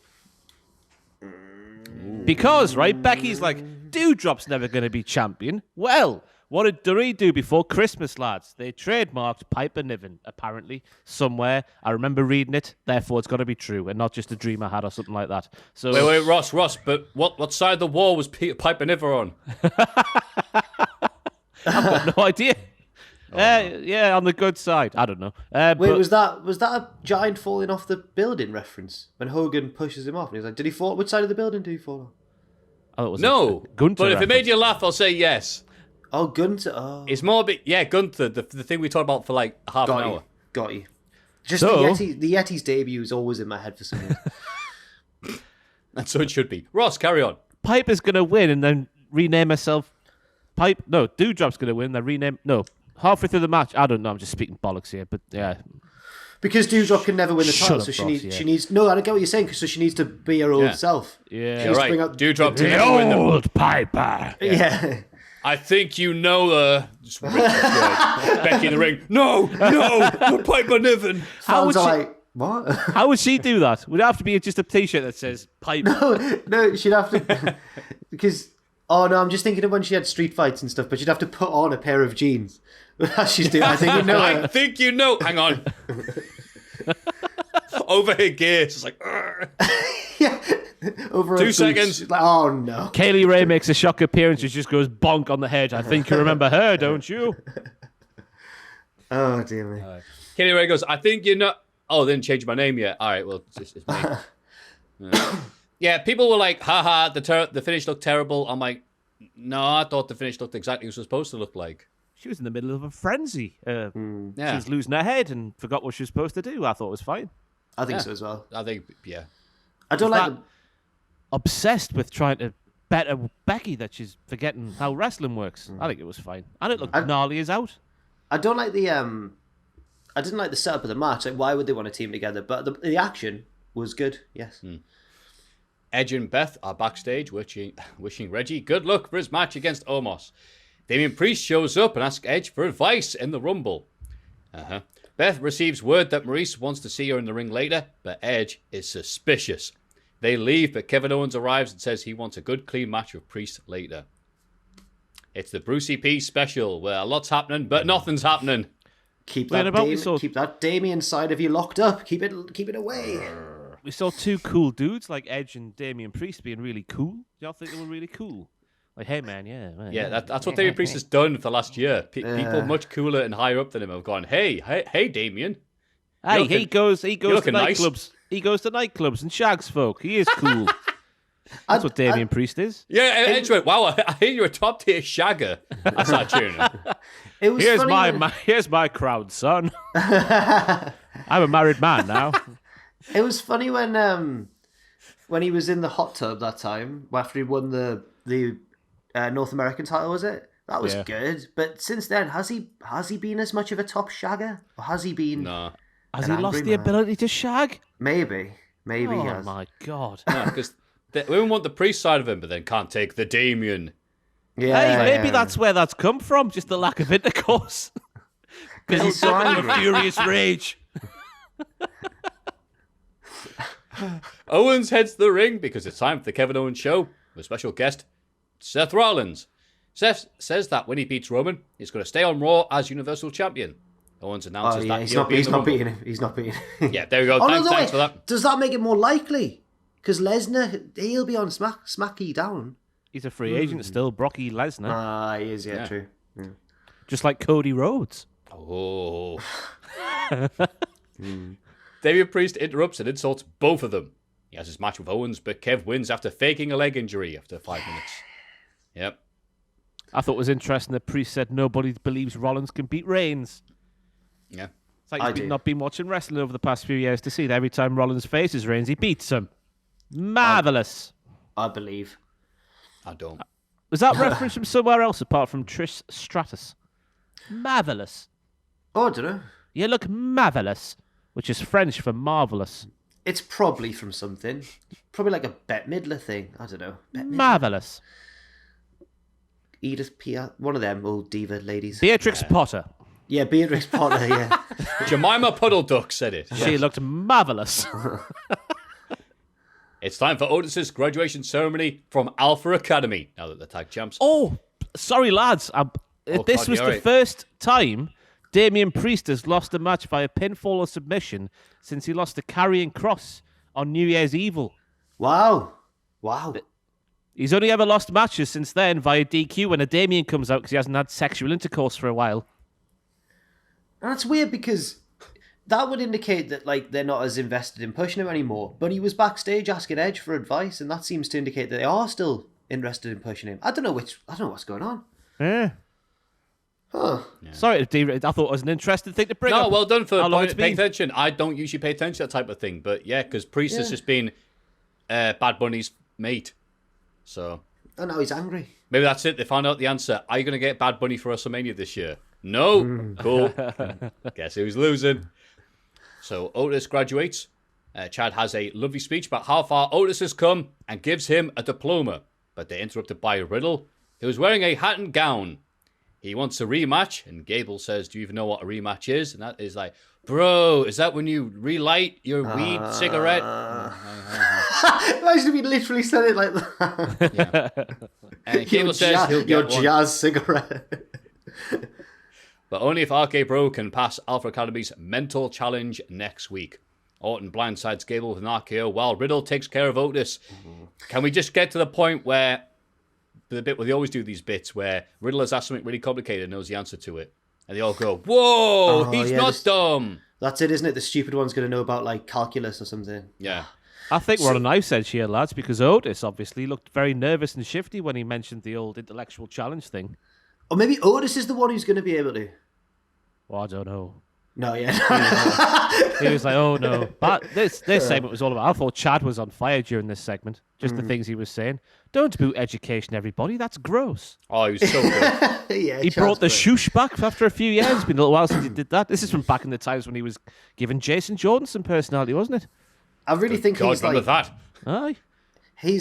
He's great at doing the the Kurt Angle not afraid to be a dork thing. Yeah. It's kind of, I'm so hard in real life. I'll look as silly as I want to. Doesn't matter. He literally fainted as well when Randy accepted. Like, you see him on the ramp going down. It's fantastic. Yeah. No, highlight of Raw, Alpha Academy right now for me. Go on, Chad. They're going to lose the belts back to them. I'm worried. Nah. Okay. Well, yeah, they will. But Okay. Until then, it'll be gravy. Vince McMahon is backstage watching. Oh God, watching Austin Theory's Oh my recent God, loss this segment. Oh to my Finn God. Balor. Theory points out that he beat Balor afterwards. Beat That's him like up. half a victory. Vince disagrees and books a rematch tonight and says that if Theory loses, he'll break every bone in his body, it says here, Vince is 76, and send a photo to Theory's mum. What on earth? What was the quote that WWE as a company said about the women in AEW? Was it self-mutilation? And Yeah. that happened this week. Yeah, Vince Yeah, McMahon but he could said hear what he gonna- was saying, so it was all right.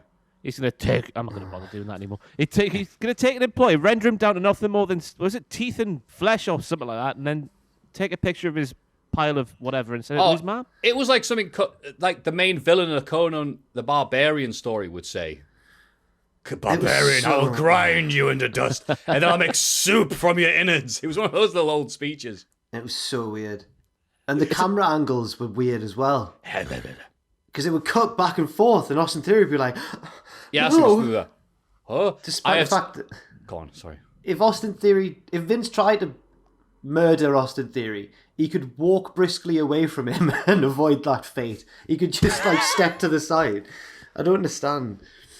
It's another fantastic segment, which... There was a thing in the news, wasn't there, a while ago that was saying, like, Austin Theory's the needle mover for the younger, like, viewers of Raw. Like, when they comes on, there's a spike in the ratings or something like that. There was a news article about it a while ago. Right. Like, just watching Grandpa just, like, treat him like the piece of poo on the bottom of his shoe. I don't understand anything about this at all. Unless we're building to a crescendo where Austin Theory just twats him in the face. That's all I want to see after watching these things.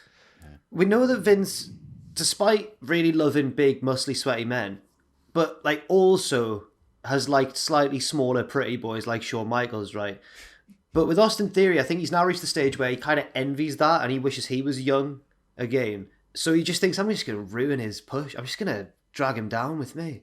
I think that's what's going to happen. The twist is going to be fantastic. I knew you could beat Balor. Hold my hand as I do the incantation. What's happening? Fantastic! Yes.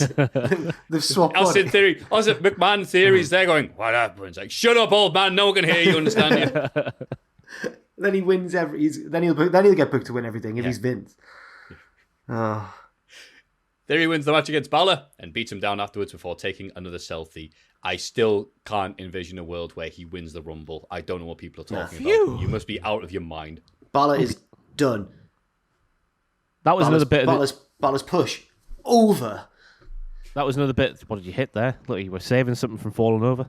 No, I did a big Matt Hardy, yeah. Kabashi chop. You know. There was a thing in the news this week as well about Balor apparently fulfilling the Jeff Hardy role now. He's just there to put people over and make them look marvelous, which I think is weird. Because I know Balor's over 40, which makes me sick in my stomach every single time I think about it. How can he be over 40, for goodness sake?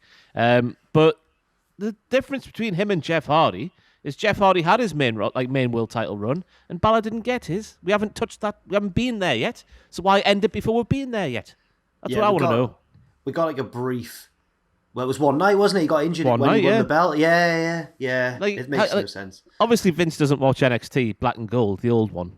I would assume that anyway. But how could you watch that one, especially the second run I'm on about him as the heel, and not have that happen on the main roster at least once, just to see what would happen?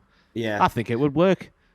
And Balor's one of those guys, like, he's got a bit of Jeff Hardy about him where no matter how badly he's booked, he'll still get a pop when he comes out and stuff. So why not just give him a go?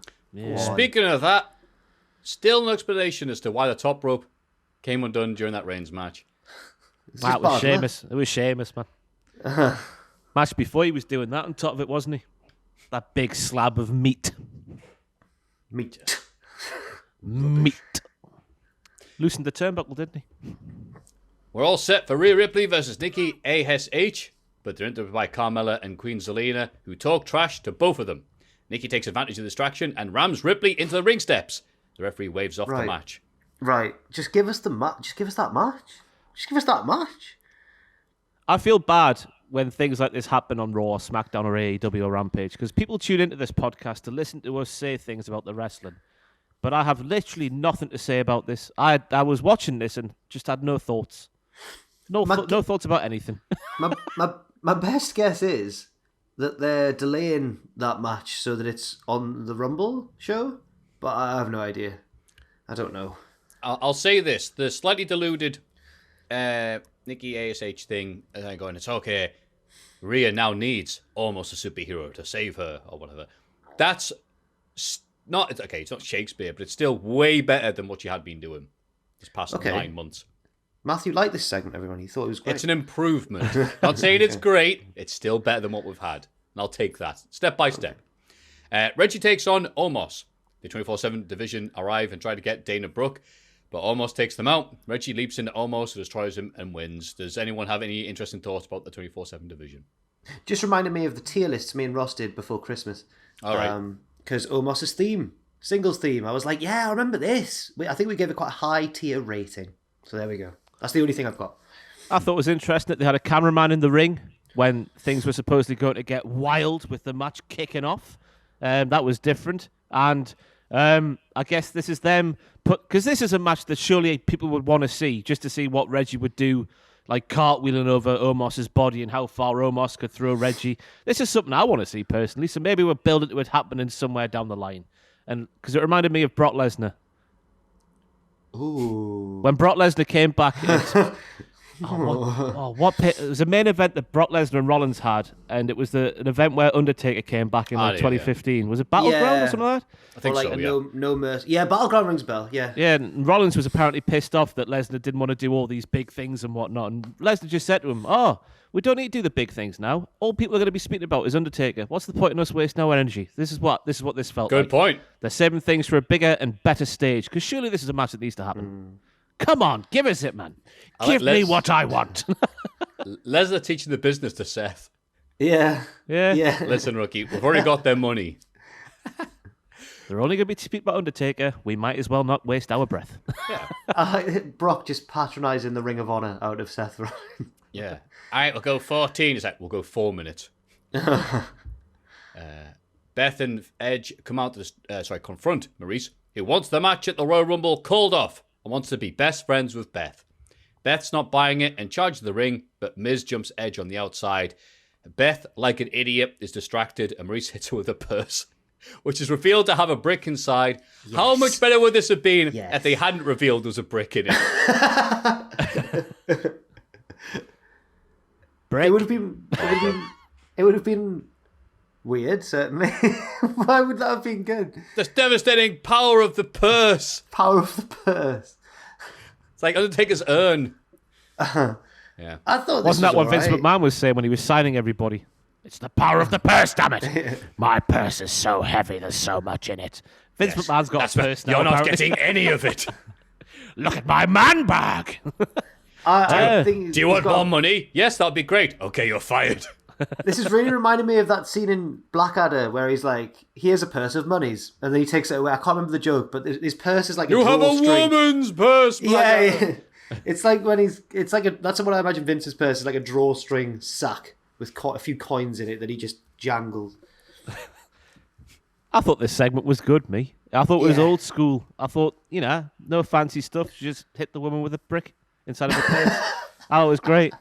Throwback 80s stuff. Lovely. This should have taken place in Memphis. Yeah, this was a bit Jerry Lawler.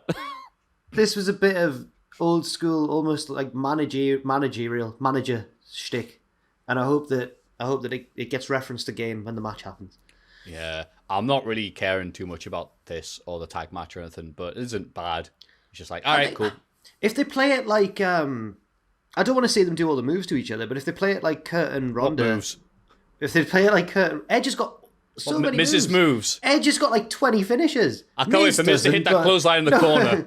Oh, I'm hyped for that. He does Can't wait. He does Daniel Bryan's kicks.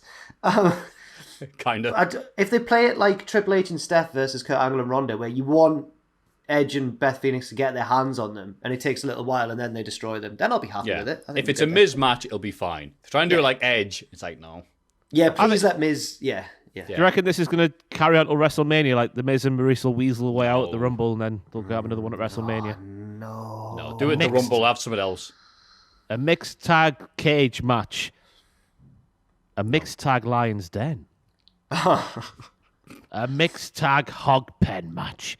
I'm just speaking some fantasy fiction. There'll be male pigs and female pigs. They could have, because I'm guessing the Edge and Beth will win, unless the heels win and then it does set up a WrestleMania. But could they have? There's still time to have Edge like start a whole new feud before Mania, so he could just be wrestling someone else there. I'm assuming he is wrestling at Mania, but what other couples are there? Who Maurice. else could get involved?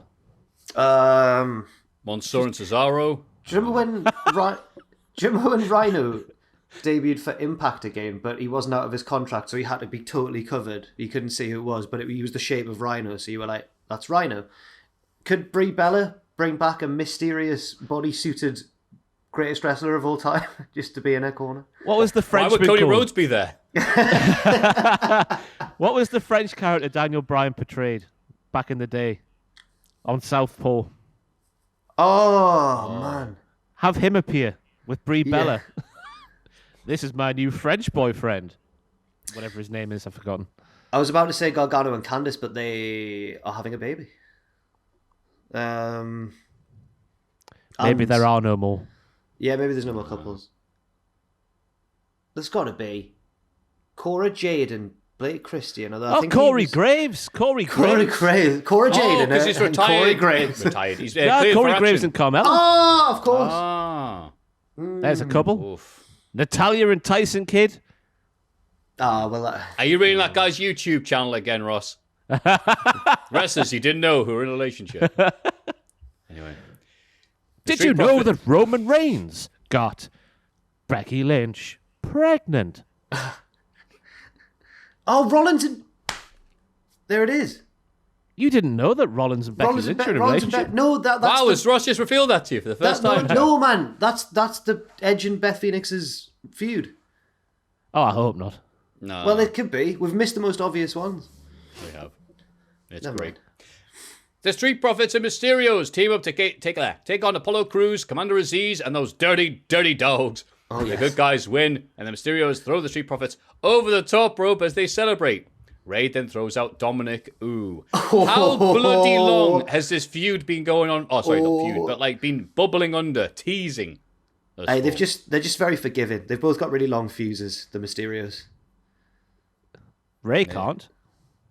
Because he's a very small man. I thought this was weird at the start when they both said they're going to eliminate 29 other men, even though they're both in the Rumble. Therefore, one of them is planning to eliminate the other. Who could it be? No, they know that one of them, at least one time in that match, someone's going to pretend to be eliminated. So they're just making sure. Do you think Dom will get his own back and eliminate Ray from the Rumble? No, this. I swear I've already seen that. Has that already happened at the Rumble? I remember Reigns eliminating Rollins and then doing the whole. Sorry, dude. Yep. Yeah. Oh well. Can't remember. Oh my god! And then Ray, if Dom does like break the team up, can team with his new partner Von Wagner, and they can be Ray Von. Come on. Shabba. Alexa Reach for Bliss. the lasers. Put your hands in at all times, or you will die. Yeah. Sit down. Alexa Bliss is still in therapy. She plays a word association game, and the word imaginary makes her angry. Oh, man. The therapist leaves, and she calms down. Yeah, the Awesome big end of the segments. segment was calm down. Oh, I hate this. What a pillock that therapist is. Hey? Why would you say that word in front of her? Eh? Of all the people to say that word in front of. And all her answers before that were Lily. So what's he doing? Oh, idiot. Stupid man. Do you remember the Macho Man Slim Jim advert where it's him and he's got the straight jacket on? He keeps on showing Rorschach test. He goes, Slim Jim. Slim Jim. Slim Jim. And he rips his straight jacket. Slim Jim. That's all I thought was watching this wonderful, well thought out segment. Therapist, by the way, suffers from the same affliction as every doctor, lawyer, translator, or whoever in WWE, is in that he looks so much like a wrestler that in normal clothes, he looks like a porn star. He just does. Yes, it's the tattooed, tanned therapist. Wow, good. With just the right amount of stubble to look super attractive, yeah. Up next week, he pulls his finger out his arse, and we just get to Alexa's new gimmick before too long. I don't know. Is it just going to be the same gimmick? That's the impression I'm getting. I would assume that if he was a good therapist, maybe she would change, you know? Oh, lads, once he changes her name, he goes, yeah, you're right, I need to change. My new name is Piper Niven. Dude, I was like, no, you guys tricked me. LA Pipe. What's the German equivalent of the first? Oh, no, Dude's not going to have to be LA Pipe. Yeah, go on. What's the German equivalent? Of Gunther for a lady. Gertrude? Guntilda? I don't know.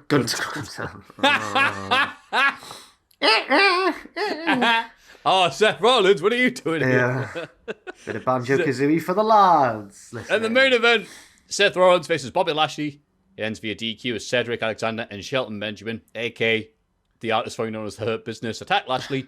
He beats them up as the Usos blindside Seth with a double super kick. Easily the best thing on the show.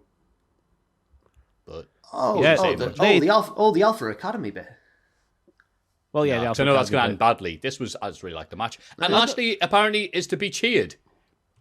I thought this was stupid. To be valued by. Oh, go on, Ross. The setup of why would you book the two main contenders for the titles in a match like this where you know it's going to end in a DQ and leave the fans unsatisfied come the end of the show, leaving a sour taste in the mouth after a not too bad episode of Monday Night Raw? That's why I asked there, Maffew. Because they needed to have something that looked like something vaguely headline-ish for a 3-hour show on a Monday. They backed themselves into a corner they didn't need to back themselves into, and they gave us a crappy DQ finish with the Hurt Business looking like utter tossers, because Bobby said last week, I'm not involved with you lads, I don't want to know you, and they come out this week with the Hurt Business gear still on. Get over it, man, you pair of tossers, for goodness sake. Made them look the Dragon Screw leg whip, though, that was worth the match happening, because I thought Bobby's leg had been ripped off. Legitimately, but they back themselves into a corner sometimes that I don't like them doing. They can do anything they want. Remember, that's why I went to a DQ. It wasn't like if they gave a definitive finish, I'd be more mad. Like, but they gave this match away with a proper finish on Raw. They don't have to do it though. Match in the first place, yeah. They have to have some. They have to have some main event resembling match. Yeah, but it doesn't. We have to be reminded that Lashley. I think this served a lot of purposes. Lashley's getting cheered, just taking on that fanny Seth Rollins. So but we don't want Lashley to get cheered because he's taking on Brock Lesnar, who's too late. Now. Oh, right. I don't know why that is, but it's happening. Lashley's cheered. Rollins still gets to do his feud with the Usos and Roman Reigns. So that'll happen on SmackDown. And then Lashley has something to do until Rumble, which is sorting out those ungrateful gets. Cedric Alexander and Shelton Benjamin. I thought he's already got something there, Maffew. It's Brock Lesnar. Until the Rumble. That's in 2 weeks' time. What about next week? Yeah, but we're posturing next week, aren't we? It's next week's a weigh-in. It's the weigh-in. The weigh-in. He'll beat them up, then he'll weigh in. He's Lashley. He can do two things. 2 paychecks. I thought this was as he's getting weighed, he's leathering both of them. Hang on. The scale reads £500 for Bobby Lashley as he has them on his shoulders doing torture racks and whatnot. But Lashley, you don't usually. Yeah, but I've been carrying these two for 6 months. Crowd goes way. Bing, bing, bing, bing, bing. And you know what? What we just said was more interesting than the following program, known as NXT 2.0. Yes. This was a bad one. Right. This was a bad NXT. This was a bad one. I thought this was great. Not necessarily. Yeah. The opening bit. LA Knight arrives to open the show and tells other roster members to watch out for him kicking Grayson Waller's ass. The pop for him was awesome. Everyone going, wow, look, guys, it's LA Knight. I thought, honestly, right? That was a good opening bit from The Rock. He heads to the ring and calls out Waller. No, you got that wrong. Who turns up with a restraining order against Knight. Knight says he knows somebody Waller doesn't have a restraining order against. Oof, that was a sentence. And Dexter Lumis comes out from under the ring. Knight says he can choose to drop the restraining order or face Lumis. That opening bit with LA Knight walking through the backstage area from his Corvette to the ring had me believing that was Elvis. We're in the presence of Elvis. The way he goes, hit my music, man. And then the music, I wish I was a sweet little chickadee, me. Easy for me to say. But I'm not. I'm a fella. Someone runs on and puts a cape on him. What a guy. I like the promo as well. Get him on the main roster, for goodness sake. What's he doing wasting his time in NXT 2.0? The Kavorka is too much for NXT 2.0. And all the sweet little chickadees. Wait, I feel like... Because remember Wrestling Media Con? He was just walking about and we took him for granted. We didn't say hi to him. We didn't go and introduce ourselves to Eli Drake. But now... imagine being in the presence. Be screaming, looking for an autograph. It'd be like... I think that was 2018, right? That was 2018. He'd already won the Impact title, I think. But he was Eli Drake then. He's told him. I know he did the same... he was on... which company was it who was doing it? Who was wrestling for? It wasn't Impact, was it? What do you mean? Oh, this Impact were there. Jeff Jarrett was there, running about. Oh, yeah, right. Yeah. Oh, yeah, of course he was. Yeah. There was a couple of promotions who did. I think Rev Pro did the other one. Yeah. I forget Impact with... That's how bad it was. I remember Rev Pro being there. I remember the... It wasn't a bad show. UK show. But an Impact was there. So we had the Super J-Cup. I got really drunk. Yeah. Yeah, it was great. And one of my favourite Austrian wrestlers, who I forget the name of, was there. It was friend Timothy Thatcher. Let's move on. After a break, we learn that Grayson has chosen to face Loomis. He wins after Dexter is attacked on the outside by a big, beardy man in a suit. Waller says it's his insurance policy. Who's this guy? It's Via's partner. Is it? It's Mr. Spoiler Man. I was going to say, that's how we know him. Oh, it's the spoiler. Yeah. That should be his name. The Spoiler. That would be a good name, actually. So it's Via's partner before Shanky was on the Yeah. scene. Got you. I thought he was gone. The one who spoiled the Keith Lee title win. Yeah. Oh, fair play to him. He's back. Yeah. Okay. They didn't give him a name on the show, did they? No. Not on this one, no. But he will be known as the insurance the policy Spoiler. would be a good name, though, actually, for a dude. The insurance policy. Yeah, hi, I'm the insurance policy. And here are your Backstage. terms of... Yeah. Please read these teasers. You have to sign. Oh, that'd be great. It comes Before a out match. to the jobber. All right, sign here. Here. All right. You have a but wouldn't witness. that be- The referee's like, I'll be a witness. Signs it and it gets battered. If it's life insurance, though, and he dismantles them, wouldn't the jobber get the payout there from him? He would just be bankrupt all the time. Oh, yeah. You're right. It's falling apart like cheap toilet paper. We'll move on now. Apart from everything, that was a great idea. Backstage, Legado del Fantasma and MSK talk trash to each other about the Dusty Classic. In the ring, the Creed brothers beat Josh Briggs and Brooks Jensen can I to just say progress to the this- semi-finals. Oh, go on. They do. Sorry, the Creed brothers do progress. Can I just say, when they had that backstage thing with Legado del Fantasma and MSK, I would have put my everything on those two winning their respective matches and meeting each other in the next round. And that didn't happen. And I was shocked. I couldn't believe it at all. I thought been it was weird obvious. so far. Go on. Did you? Legado were taking their place in the next round for granted there for I was thinking them being heels. They're going to get egg on their faces. Fair enough. But my main takeaway from that one, because I think it was after that segment they ran through all the brackets and we learned all the teams. The partner of Andre Chase, let me read this out, is called Bodie Hayward. Is this the big blonde man? Bodie Hayward? I don't know how you pronounce it. BODHIHAYWARD. Like Sin Bodhi, like Kazani. Like Bodie moving off Don't F with Cats. Oh my god, I've not watched it yet. Body moving. Bodie Hayward. Bodie Hayward. Sin What sort of Bodhi name's that? was Sin Bodhi, spelt the same way I think, was Kazani's indie name. Man, I'd Yeah. love it if Kazani came back. Bodie. I go to Andre's you. To win the bloody Dusty Classic. I would absolutely love it. Yeah, and then this is my woof woof move of the week, and it was, and I can't believe I'm giving it to, BJ and BJ, but when one of the Creed brothers went down to go for a single leg, and one of them just kneed him in the face, and his mouth guard shot out, I was like, okay, that's a good spot. Yeah. And of course, it was used on these two scruffy gits, so I'm glad the Creed brothers were able to. What recover. about, man? They're horrible, rootin' tootin' shooting in this instance cowboys. And they're Yeah, hot. we the all- lady, The ladies love them, you know. We go to the festivals with the women, and then you're boring. I don't like you like that. I just like you as a friend. I don't say the Twitter. We'll get to. Why is that? Oh, yeah, we'll move on. Wait, we'll get Backstage we go again, where Walter congratulates the rest of Imperium on their success so far, but this is only the beginning. Haven't they lost their last match? Or whatever, anyway. We get a vignette for the Singaporean warrior, Dante Chen. He reveals that 2 months ago, he sadly lost his father, but now he's back and ready to show what he can do in NXT. I thought that was nice until we got a really similar... Well, we'll get to it. His return match is against Guru Raj, but after that little promo and setup, Duke Hudson comes out of the crowd and attacks both. He beats up Chen until the referees pull him away. So yeah, he's just had that emotional vignette. You want him to win, and then Duke Hudson, of all people, ruins it. Better luck next time. Yeah, I'm here to show my emotion. Hey, to be fair to him, that is the most emotive we've seen. What did we used to call him back in the day? Dull Hudson. That was the one. Dull Hudson. That's the most emotive that Dull Hudson has ever been. Stay out of my way. That was his middle name. His first name was Incredibly. Yeah. The charisma was off the stage, kids, because just the way he shouted down that camera and the camera shook as if his words were making the earth shake to its core was incredible. He's still so boring with less. Don't know if I wanted a feud between Dante Chen and Duke Hudson. It wasn't on my shopping list, I've got to say. I just thought about what would his catchphrase be? I like shopping list better. But what would Dull Hudson's catch? He hasn't got one yet. But is he just going to look at the camera one day and goes, "Who wants to play poker?" Well, better luck next time. I thought when Ross said better luck next time. That's his catchphrase. Yeah.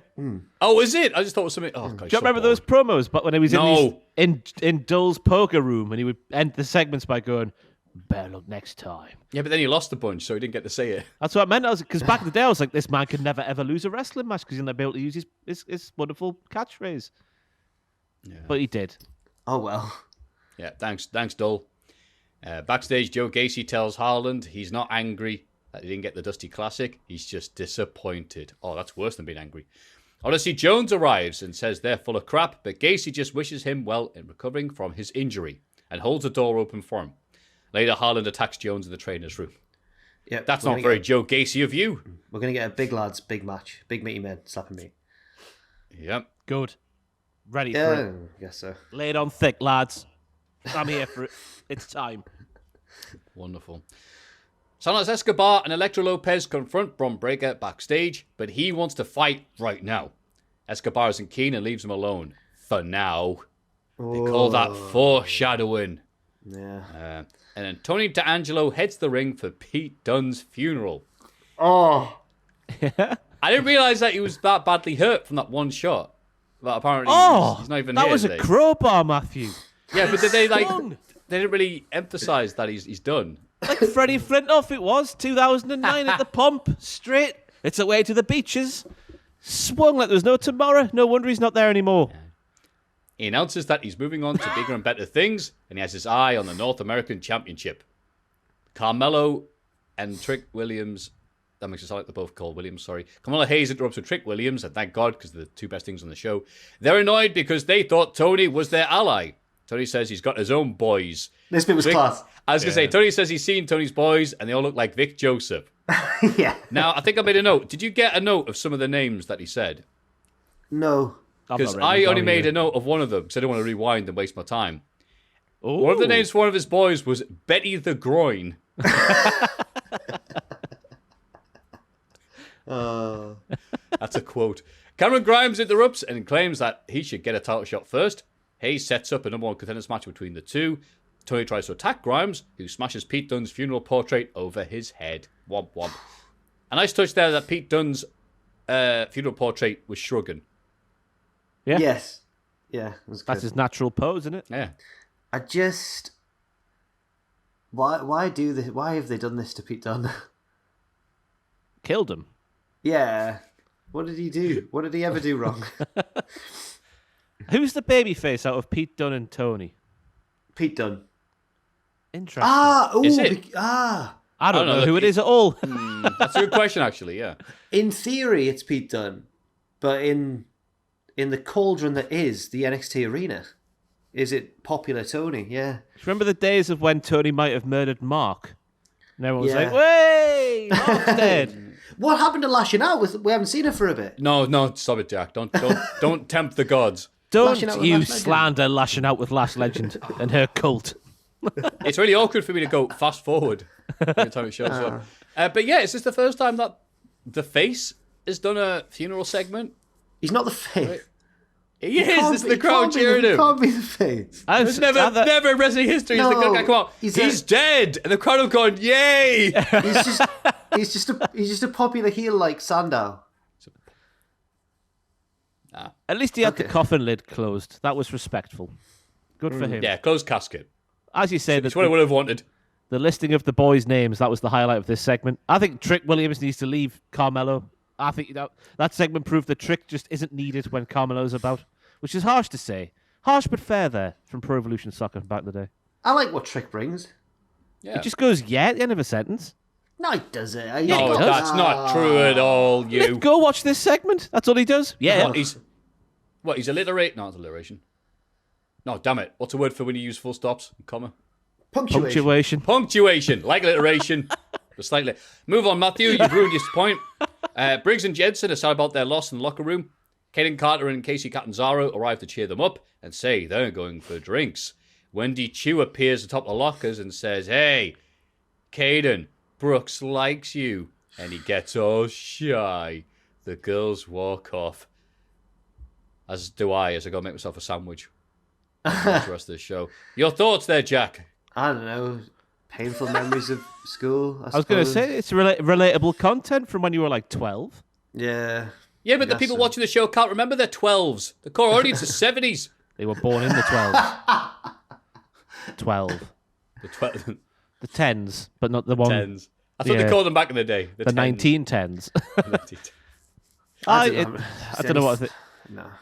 I don't think they've got the... Have they got the charisma to pull off the bashful, silly cowboy men? No. I was very conscious that he was acting, was what my thought was. I thought they were meant to be big rootin' tootin' we like steak on grills, men. And they've met these fun festival lasses, and they're polar opposites, but yet... And suddenly they turn into Goofy. Oh, It's gosh. the drug. I reckon that Caden Carter's given those cowboys their first ever disco biscuits and had sent them west. They've forgotten who they are and what they're about. The They're come losing down has ruined matches. them. They're losing women. All I thought was one. Say no. Just say no. Backstage. Here you are. Was that Zamu? No, not Zamu. Roland's bit. Fantastic. Here you are. Backstage, Elisa Leon and Valentina Ferros are interviewed about their chances in the Dusty Classic. Who are these women? I know they've been on NXT before, but who are these women? I don't know. Dakota Kai turns up and warns them. I remember last week we debated about what she said because we didn't know. Sorry, we clarified.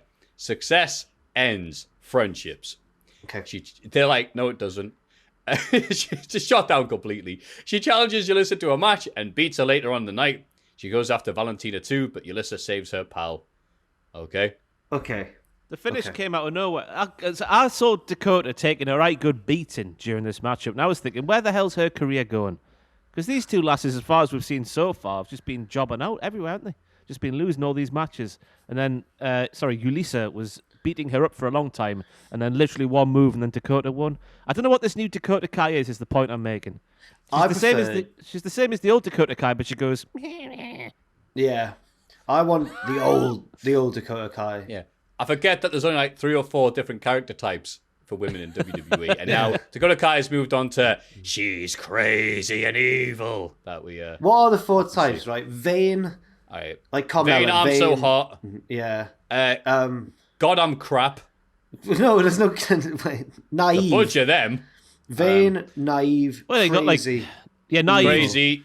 Nikki Cross and Dana Brooke fall into the naive category, don't they? Yeah. Obviously, like, bitchy and... Charlotte. There's the 4th one. No, she falls into the bitchy one. And yeah, Dakota's crossed over from evil to crazy evil. And But it was good. It was good to see this segment as well end with the two baby faces running away from the one heel lady. Oh, she's crazy. Oh, dear me. Yep. That We get a happened. Sarai video, and she's suddenly a schoolgirl. Oh, my Shit. God. She admits that the first year in my God. NXT wasn't what she hoped for, but now she's been back to Japan and found the necklace her grandma gave her. So she's all good now. I'm still the warrior of the sun, but I'm also just Saray, and that's okay. Bars. Like Max Caster. Absolutely fantastic. She's going to grab it and then, like, be Shazam, and she'll turn into the cool thing we've seen on the videos. She's Or gonna what? activate a trap card or something. I don't know. Bruce has been watching Porn Annie this week. And he's stumbled across a certain subgenre, and he's gone, "Whoa, that's a thing, is it? Let's put it on TV." Yeah, as Vince got to clarify that JR once taught him that is a subgenre. Yeah. Was it Gail Kim who rocked up, and he was like, "What?" Oh, right. I know what you're talking about now, right. Oh, wait. You're saying Bruce Pritchard's an Italian politician? I don't get that one. What's that story there? Lost in all the news that happened from Gunther to Microsoft buying a lot of game titles was, I'll be very nice about this, somehow, some way, during Italian politician talk on Zoom, one of them started, I don't know how, started streaming so everyone else could see Final Fantasy VII hentai. Oh, okay. That's interesting. And I thought, what are you talking about? This is like when people told me that they played the Undertale theme to the Pope the other week. It's one of these ridiculous sentences you go on Twitter and goes, oh, that happened. I thought that it was the setup for a pun. So I didn't think the real Italian politician had been... I thought you were going to go like, Adam Pornici or something like that. But no.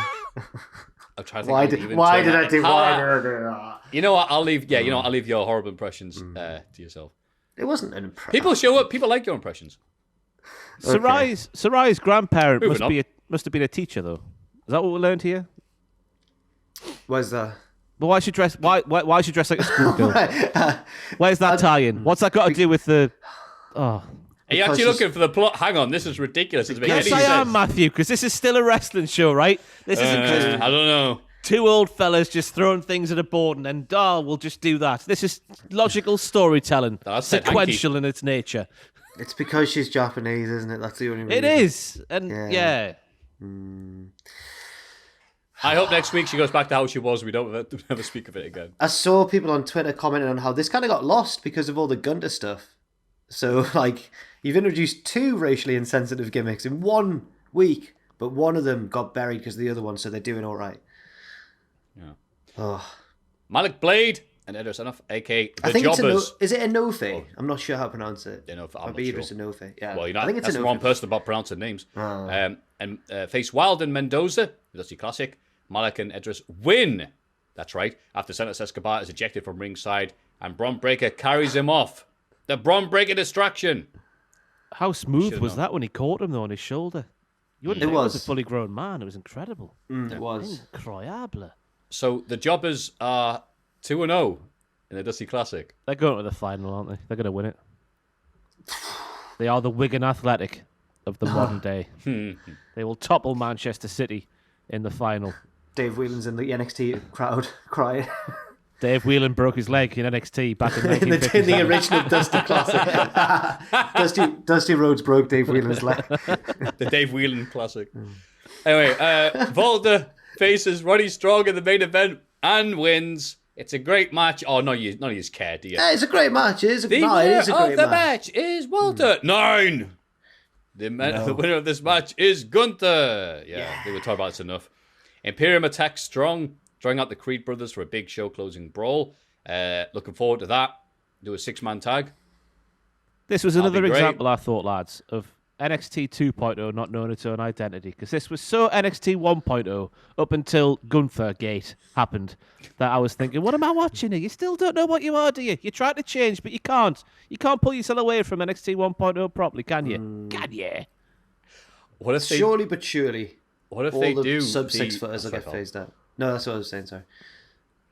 What if he comes out and does the Kurt Angle 06 promo? I'd like to say my new name is Gunther, and I hope England loses the 4. God. Walter, why are you saying this? The point is this. I can say anything I want and I'll still get cheered by these 80-year-old people at home in the crowd. Yay! See? I mentioned it once, but I think I got away with it. I don't think that'll happen. Well, you started. No. He goes, no, I didn't. Because yes, you did. You invaded NXT. Invaded Poland. It's Triple H's giant map of the world. If he's got lederhosen on next week, that's it for me. No. Hey, stranger things have happened. Such as Sarai dressing up like a schoolgirl. They should team together. They should team up and face Edge and Beth Phoenix. Gunther and Sarai. What, like they did in the AEW Dynamite? John Moxley makes his return up to the show, and my God, is he looking good? Oh, comparisons. Fantastic.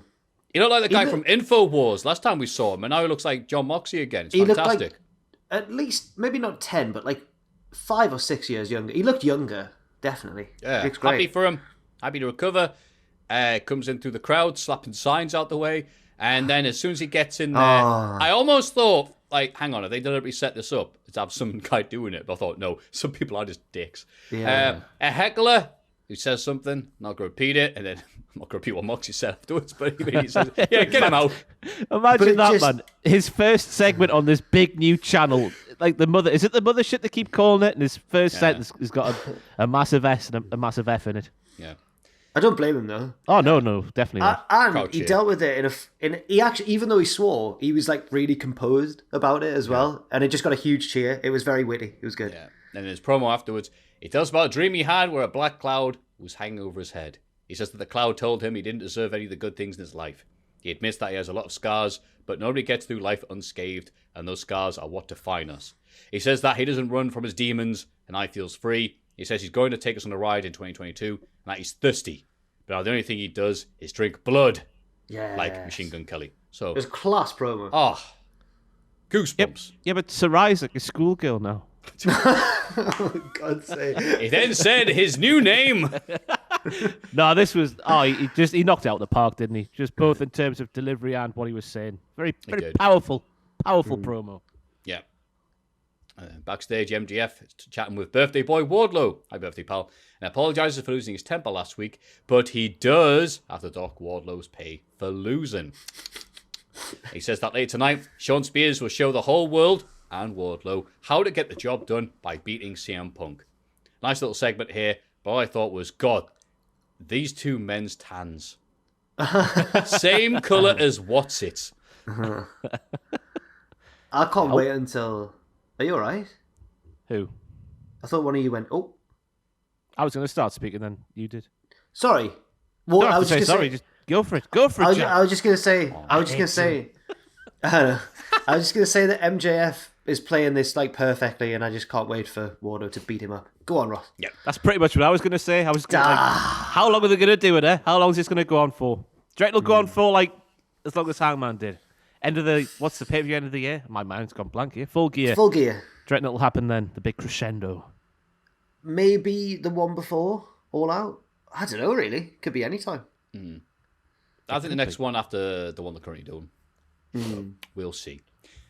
And Adam Cole and Britt Baker team up to face Orange Cassidy and Chris Statlander. Cassidy kicks out of a Panama Sunrise, so Cole tries to put him through the timekeeper's table, but a miscommunication, malfunction at the junction, sends Britt through instead. Cole is enraged and low blows Cassidy behind the referee's back before beating him with the boom.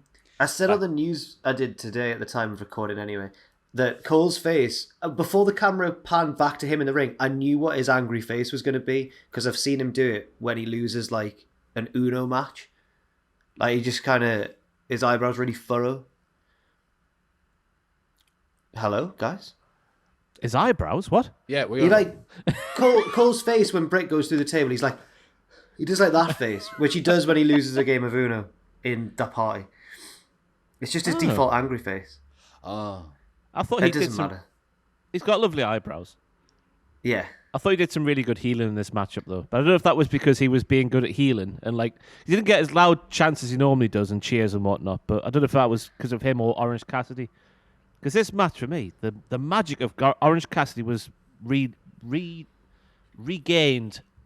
I had a brain fart halfway through that sentence there. Couple of instances. No one agree. Let's No, I move on. do. Whoa, you give it a wait, millisecond to say something there. Yeah, What hang are on you there, on about, Ross? No, hang on. You agree, hang on. disagree? Oh, okay, fine. No, there was just blank emotions. Normally you go like, yeah. No, you're joking. You did that to me just a second ago for like twice as long. I hate Zoom, so I hate it so much. No, I agree, Ross. Yeah, Orange Cassidy has just been some dude for a while, but now we're getting a proper feud again. Now it feels like the Orange Cassidy of old. It's Orange with pulp. His think low flying offense, a particular highlight. Yes, and I think that the match there was a lot more in the match, like a lot more fun spots and stuff than what I wrote in the notes. It's definitely one to check out. You know what slightly got me going though? Was the lasses doing the moves on the men, right? I'm going to bring up this debate once again. I think in intergender professional wrestlers matches involving trained professional wrestlers on a professional wrestling show inside a professional wrestling ring, a man should be able to do a professional wrestling choreographed move to a lady, and we shouldn't be feeling any sort of repercussions for that happening. How many murders took place after Baron Corbin did an end of days to Becky Lynch, I ask you? I speak like Boris Johnson now. Very Boris Johnson, me that. He's been on TV a lot. He has, and he's still there. Get him out. But that's anyway, I don't know if we want to go fully into that discussion again, but that was just sort of bubbling away under my surface, so to speak, during this matchup there, because we had Britt doing curb stomps to Orange Cassidy at points during the match. I'm sure something else happened with Chris Statlander and Adam Cole. And I was thinking, why not just do a suplex on a lady? What's the harm in that setting? Yeah, I agree. Well, as long as it's not, what's the word? Like egregious, I suppose. As long as it's all right. You can't have them physically going bosh in the face. I understand where the line needs to be drawn, but doing a fun move, a devastating Hurricane Rana. You know what I mean? Yeah. A really good snapmare. Yeah, I get you. Yeah.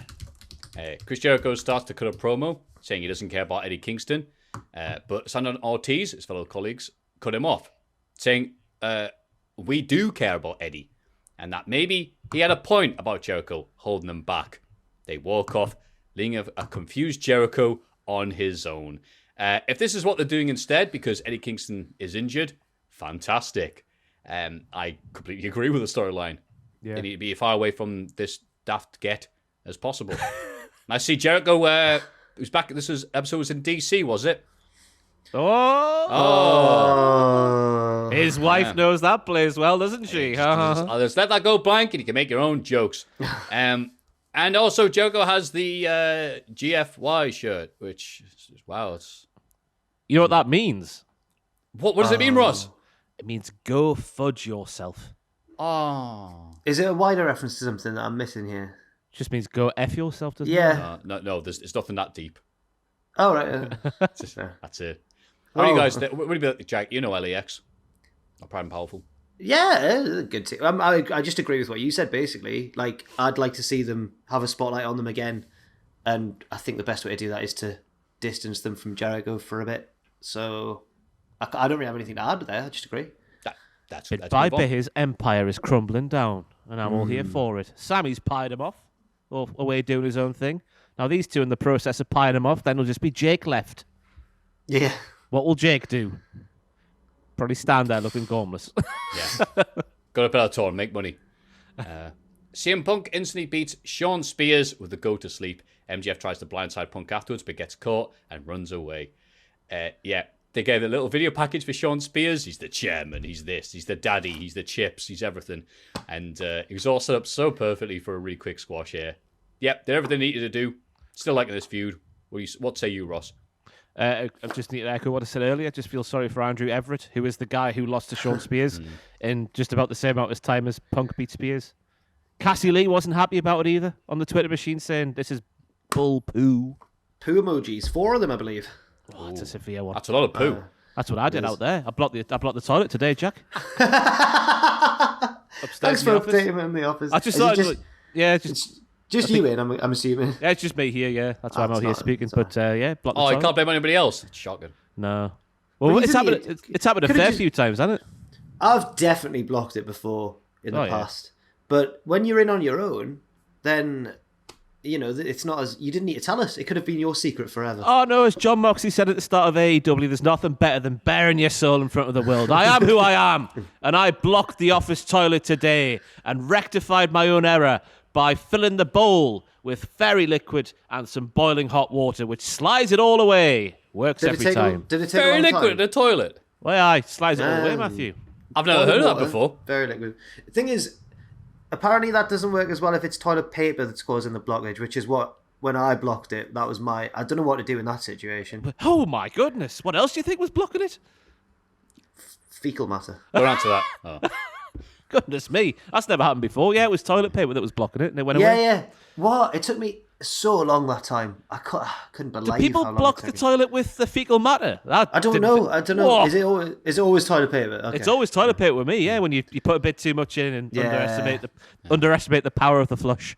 That's almost an achievement, really, at that point, isn't it? I know. I don't know. I've only ever blocked it with toilet paper, so thanks. Oh, anyway. my dad, one time, they didn't have any toilet paper, so he went, oh, Where's no. this going? What have I got? He went and got some Bounty, and not realising it's the strongest soaker upper. And used a bit of that. I went, great. I thought you meant And a the bar toilet- of bounty. Oh, God. Get the celebrations. Oh, Tim. no. He went, I hate coconut. But with it. My dad wouldn't even wipe his butt with a Bounty. So he had to, Oh, God, I hate it. he had to call the plumber and go, yeah, somebody used a load of Bounty down the toilet. He goes, oh, yeah, we get loads of things with that. Don't use that. So, yeah. When everyone came back into the office last year, we had to put a sign on the wall saying, do not put the blue roll down the loo hole. Because someone was doing it. It was blocking the things. Yeah. Billy you're gonna Gunn, make a Prince point there, Christian, is Oh, saying... no. You went like that. Actually, Blue Hole. I was gonna mention. It's not that good a story though, so I stopped halfway through. That's never stopped you before. Oh! The reaction speed on that. Jet Pilot Ross. I'm getting my KD ratio is not great in this podcast. At uni, when I was repping for the college, I was like showing people around and stuff. When it was International Students Week, because they got there a week early, we had to put up signs.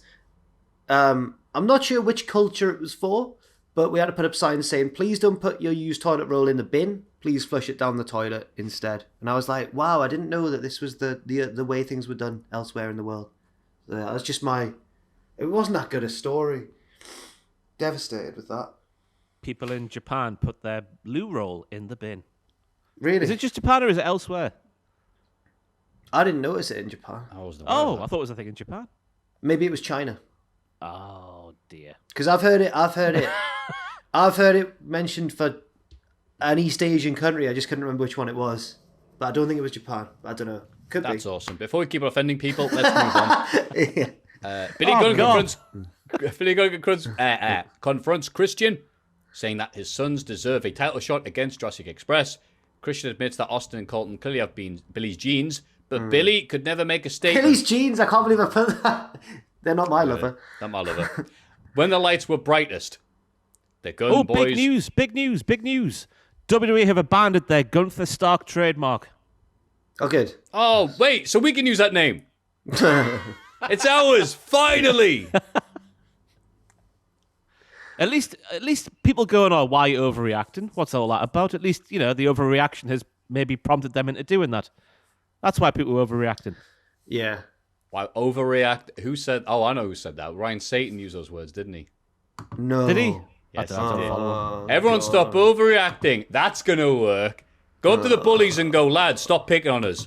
They go, oh, sorry, lads. We didn't realise it was hurting you that much. Ryan. Ryan. Well, he basically works for him, doesn't he? Shill. Ryan. Satan. Anyway, the Gun Boys attack Christian from behind and beat him down. They go, how's that for a statement? I like that Christian went, the police said, hey, can we have a tag title shot? We've won loads of matches. And Christian's like, oh, is that what it takes to get a title shot? Yes. No, Yes, read that's too long, exactly hadn't he? how it works. Yes. he used to have to play a kazoo and do poses. That's how he got his title shot. Why has Christian in this episode become such a miserable old man? He should be at home eating Werther's Originals and watching NXT 2.0. That's what they always used to take the piss out of him for back in the day. You learned this on the ANC Pod of Awesomeness when that was a thing. Just how much of a curmudgeon he was. And everyone used to take the piss out of him for it. Really? Yeah. Good. I had sympathy for him, but I don't anymore. Because he is one. He seems like an actual nice guy in wrestling, I think. I hope so anyway. Well, now you've gotta- said it. I know. what's coming out now. I don't know Christian what it's done that happening. we don't know about. It's going to be in the news later on today because Jack said that. He used to be a U-boat commander in the 40s. But you know what? Speaking of good guys, Cody Rhodes enters the ring with a ladder set up. He talks about the pipe bomb. Before you start, I'm not going to have possibly been able to cover everything he talked about. Oh, yeah, don't worry. Bit. Yeah, the entire history of wrestling from 2011 on to the modern day was covered here. He talks about how great people thought the CM Punk pipe bomb was and calls it the roadmap of a revolution. But for all those revolutionary ideas Punk had, it was Cody who actually carried them out. He rambles quite a bit, to say the effing least, mentioning the fact that he won't turn heel, claiming to have built the Forbidden Door, name-dropping the Young Bucks, Ricky Starks, and Brody King. There's a lot in here. There's an awful lot in here. He puts over the TNT title, saying it's just as important as a world title. He says Tony Khan sent him a contract in the mail, and even though it's not the contract he wants right now, it's something he's still interested in. He then challenges Sammy and climbs the ladder. All right, the very last bit was like, okay, cool, we're going to get that to unify the titles and see who's that, which I guess is wrestling standard now. So I guess they did this NXT Cruiserweight a few years ago. And obviously, yeah, Michaels, Ramon. But it was just words. It was just him rambling and talking about things and people he's not fuming with and how great he is in real life. And we still don't know if he's supposed to be a heel or a face. And God bless those fans who were like, shut up, Cody, you bum! Like the entire thing. Royal Rumble! And all the rest. Because I'm like, if I'm supposed to be liking him, I dislike him. Cody has the capability of cutting like a great promo. But he needs an editor or he needs to self-edit. Like, he can do it. He has done it in AEW. He's cut really good promos, but this was really similar to the one before the Agogo match where everyone just went, What? And just, there's too much stuff. The brilliant thing was, I think in his mind he thought this was his pipe bomb because he put the little line in where he's like, people have told me to save this promo, but here goes nothing. Here I go. I'm Cody Rhodes. I'm CM Punk. I'm all this sort of stuff. Yeah. It was if you look at what he said, it was a heel promo. Him just, while it was like based in truth, because he did do all the things he claimed that he did, like before AEW was a thing, going to work with Ring of Honor and New Japan and all these Forbidden Doors and whatnot. And I don't know if he actually got them working together. I don't think that can that be boiled down to him? No, he screwed all of them. He left them all high and dry, didn't he? The Elite screwed all those companies. And a little jibe, because of course, got to get a jibe into the E as well, don't we? With the name change. Gullah Mabilla, buddy. Yeah. I think he said. And I like the little line where he said he liked Brody King's balls because he decided to call himself Brody and then come to AEW, and you'll find out what that means in 8 years' time when the little man gets him. That'll be very sensible of Brody King. That's definitely the reason why he called himself Brody King many years ago, was for that match with Brody Lee Jr. that he's booked himself into in 8 years' time or so. But as you say, it was everywhere, wasn't it? And the first part was a heel promo, and the second part was a babyface promo, which again feeds into him being not the bad guy, not the good guy, but the guy. Yeah, but it's still a heel promo because he challenged him to a ladder match, and we all remember the last ladder match Cody was in. It was rubbish. Is that when he spent the whole match selling in the tunnel? Yeah. Cheer for me, crowd. Boo, Cody sucked. Come on, Penta. What a match. I think Ross has made a really good point that this was meant to be his pipe bomb as well, because but the difference is, like, the pipe bomb was a bit, not all over the place, but like it had a lot of stuff in it. It was a lot of different topics. It was a little bit rambling, but it was all connected together by one theme, which was Punk's grievances with WWE and how good he thought he was and better than how he was being treated. Whereas Cody's tried to, there wasn't a connecting theme, and it just seemed like he went for quantity over quality, and it was odd. I agree, Jack. This felt like a promo sort of by committee. All right, mention this, Brody, get a Gunther pop in there. That's a bird. People like you. You're awesome. It was you weird. did the Forbidden Door thing before. No one cares, but bring it up anyway. And I think the CM Punk pipe bomb is ended up being one of these long-lasting negatives of wrestling, because so many people think they can come out here and just be like, hey guys, heel. Yeah, but face. Ooh, here we go. But lightning can't strike twice. But and it's definitely going to strike with bloody, the Rebel Cody. But would there Where be... you gunning? Back to TK's ADM. But I don't get it. But you could say, on the other hand, would there be an AEW without the pipe bomb? Would Daniel Bryan have won the WrestleMania and all this sort of stuff. What's that got to do with Cody's doing right now? Well, you just said that the pipe bomb will go down as one of the great negatives in wrestling. So I'm playing devil's advocate and saying. Sorry, I thought about talking. Yeah, okay, yeah. I'm not Many trying positives. I'm not trying to defend this promo now. Yeah. No, you are right. No, I'm not saying it was all negative. I'm just saying the long-lasting approach is being like, time for another pipe bomb, and it's like all I need to do is just say a bunch of stuff that people on Reddit are gonna love. Yeah, and that's it. Yeah, and the live crowd loved it. Yeah. It was like a heel authoritarian sort of figure promo for large parts, which I know he's not, but he kind of is, but isn't. But maybe he is. Maybe he will be with his new contract, but he isn't. I don't know. He does want to be CM Punk, doesn't he? The whole contract expiring.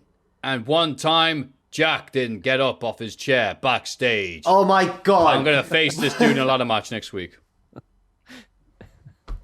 I didn't even know that Kurt Angle wanted the chair. Okay, and I don't know why Cody brought it up either. It was shocking. And I appreciate that Kurt Angle's probably got a sorer neck than I do, and maybe needs the chair more. Oh dear me. Anyway, backstage, Anna Jay answers an open challenge from Jade Cargill for the TBS title. Smart Mark Sterling says that Anna has no chance, but John Silver says that Anna's hungry. Anna reminds Jade that if she wants to wrap barbed wire around her arm to win a match, then she'll do anything to win. Nice reference. Yeah, good times. Malachi Black and Brody King pretty easily beat the Varsity Blondes.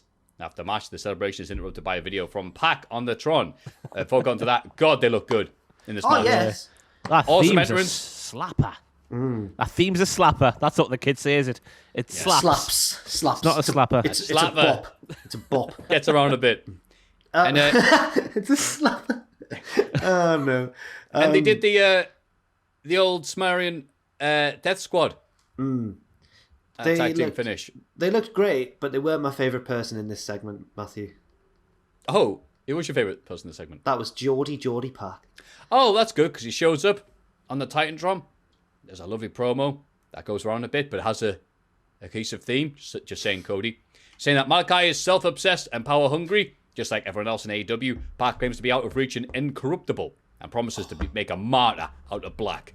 And good yes, lines. He can see, Pet. He can see. Good lines in the promo. Crowd looking forward to it. I don't know why it got me, but when he was like, the bastard is even beyond your reach, it made me nearly fall out my seat and stuff. I was laughing me ass off. The bastard is even beyond your reach. It's very Phoenix Nights, isn't it? It's not at all, but that line was for me anyway. Yeah. I was going to make a point of Flying Brian, young Brian fella. Do you reckon he'll join the House of Black? Because he couldn't do his move off the top rope, which he once fell and slipped on his arse for a couple of weeks ago. It was like what? Malachi Black was mind corrupting him. No, I reckon he'll join the House of NAW Power.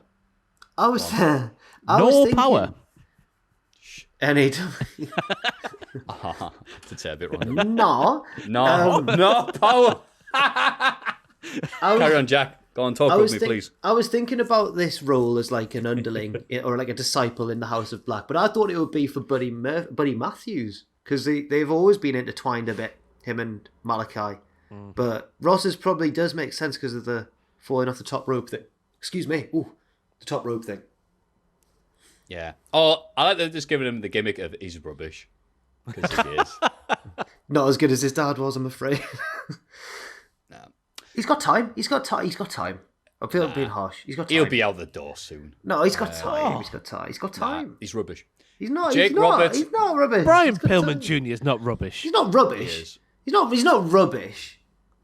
That was a purposeful fall he did in that match, which I don't understand. No, I'm not talking about that. Let's take the other matches he had. The other lad in... Griff Garrison. Yes, Griff Garrison is the star of that team. Wow, it's just damning from Maffew. I've seen nothing so far from Griff Garrison to set him apart from Brian Pillman. He's the powerhouse. He's the Anvil Neidhart of the Heart Foundation now. What's he done to prove that? He does a drop kick.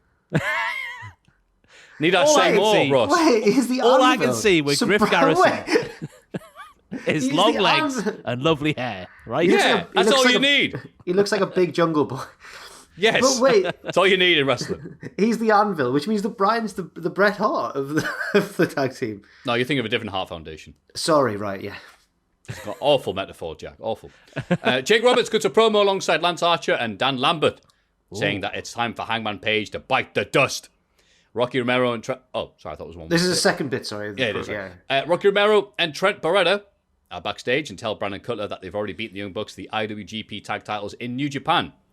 And they throw out a challenge for Rampage. Get a rematch there. Didn't they win and lose those? Yeah, they actually used it, finally. Wow. Lucky for some. Oh. Ouch. Lance Archer beats the Elite Hunter Frankie Kazarian, who's no longer hunting the Elite. No, he's not. He's now known as, you guessed it, Frank E. Kazarian. It was just Robert's pronunciation. Yeah. You guessed it. What's you guessed about? The you guessed it's a reference to Norm Macdonald. It was one of his recurring punchlines when he said, "That's right."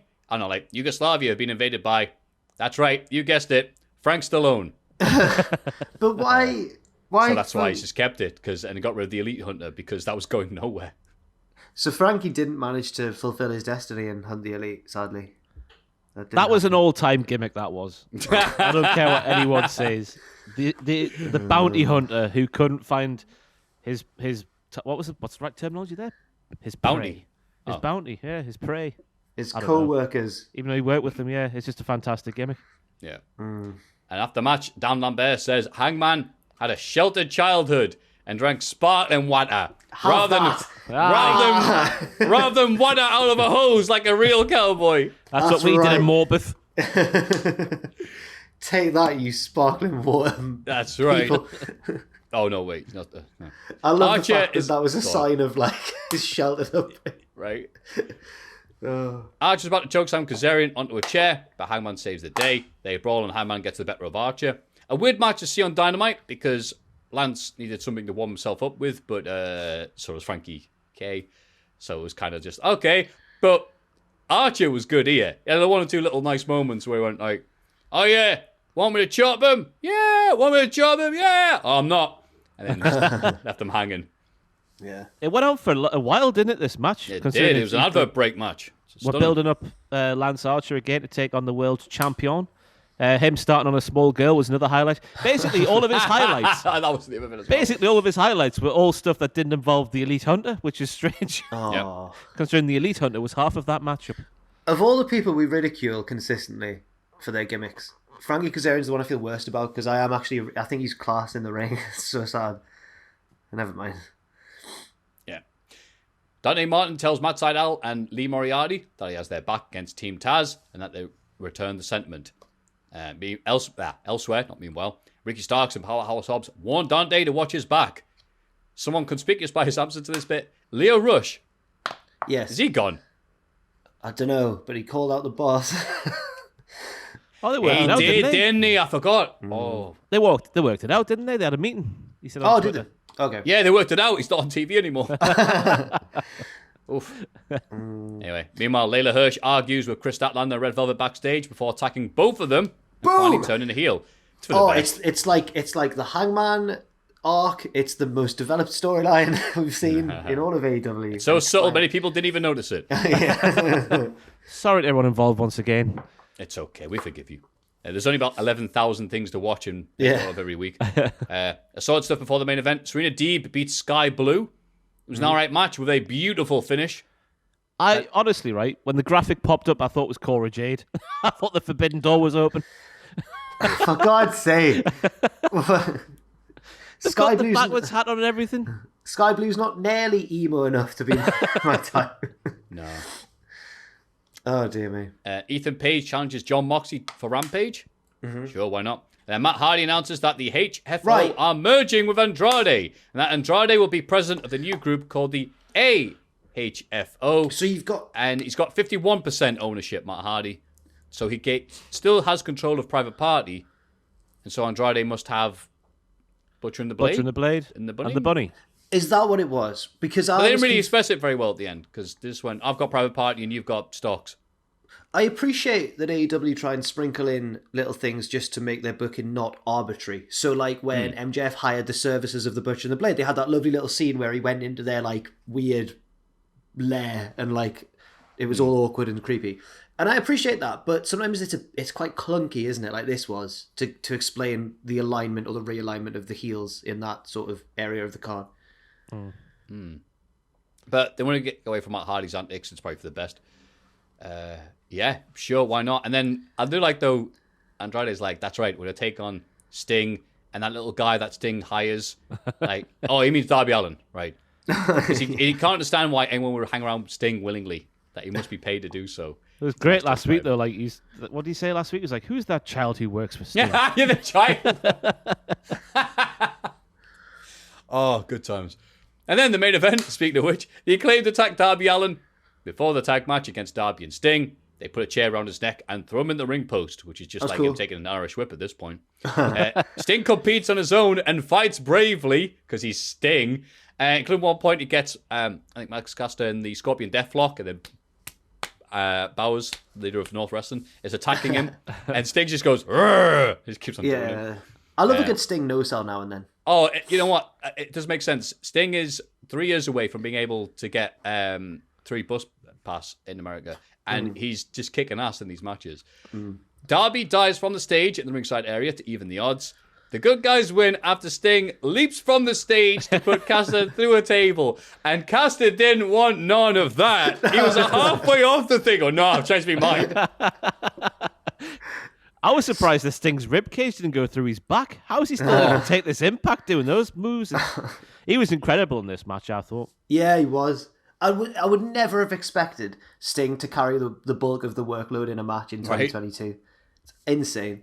He covered for Darby. Yeah, you'd think the match would go the other way. You'd think Sting would get taken out early on. Nah, crazy. Nah, amazing. Again, last year we were talking about how daft and crap it was that Sting was coming out and 6 or 7 men were going, Sting! and running away. Now I get it. Yeah. Look at how good he is. Yeah, they were right to run away. Brian Cage doesn't been seen since because he doesn't dare cross Sting. Oh my God. We need to have Hook versus Sting sometime. He was all over, by the way. You see the advert for Rampage, and it was just Hook. Also, other wrestlers. Yeah, so it was a mixed Dynamite. Yeah. Some good, some bad, and some rambling incoherence. Sounds like AEW. And the podcast. And the podcast, which is still being recorded as we speak. Good God, it's over. It's over. Ring the bell, ref, ring the bell. Let's have a rummage in our mailbags. Let's have a little look in the mailbag. We'll start with something a bit serious. Neil Bainbridge, a.k.a. the postman who listens while going to the gym and walking his dogs, had to have his lovely dog Lola put to sleep. We have a little picture included that will hopefully be shown up on about now. If you remember, and people do seem to remember, the people write into us, was diagnosed with liver cancer last October. So, Neil, from all of us at Cultaholic, thank you for sharing this with us. It's never a good thing to go through, but at least you appreciate all the lovely times you did have with Lola. And thank you very much for spreading those good times with us. I hope you're doing all right, pal, all right? Yeah. There we go. Hi there, lads. With all the recent talk of the Forbidden Door and the speculation around the Rumble match, it got me thinking about dream matches. For years, the Holy Grail dream match was Undertaker versus Sting, but since that is no longer on the cards, I was wondering if there are any new dream matches that you could see becoming more and more talked about in the coming years. What's that? Personally, I think that I thought that was you. That's not me. I might be. Oh, I think I was moving. Sorry, I think I was moving the wire on the microphone. Sorry. I see.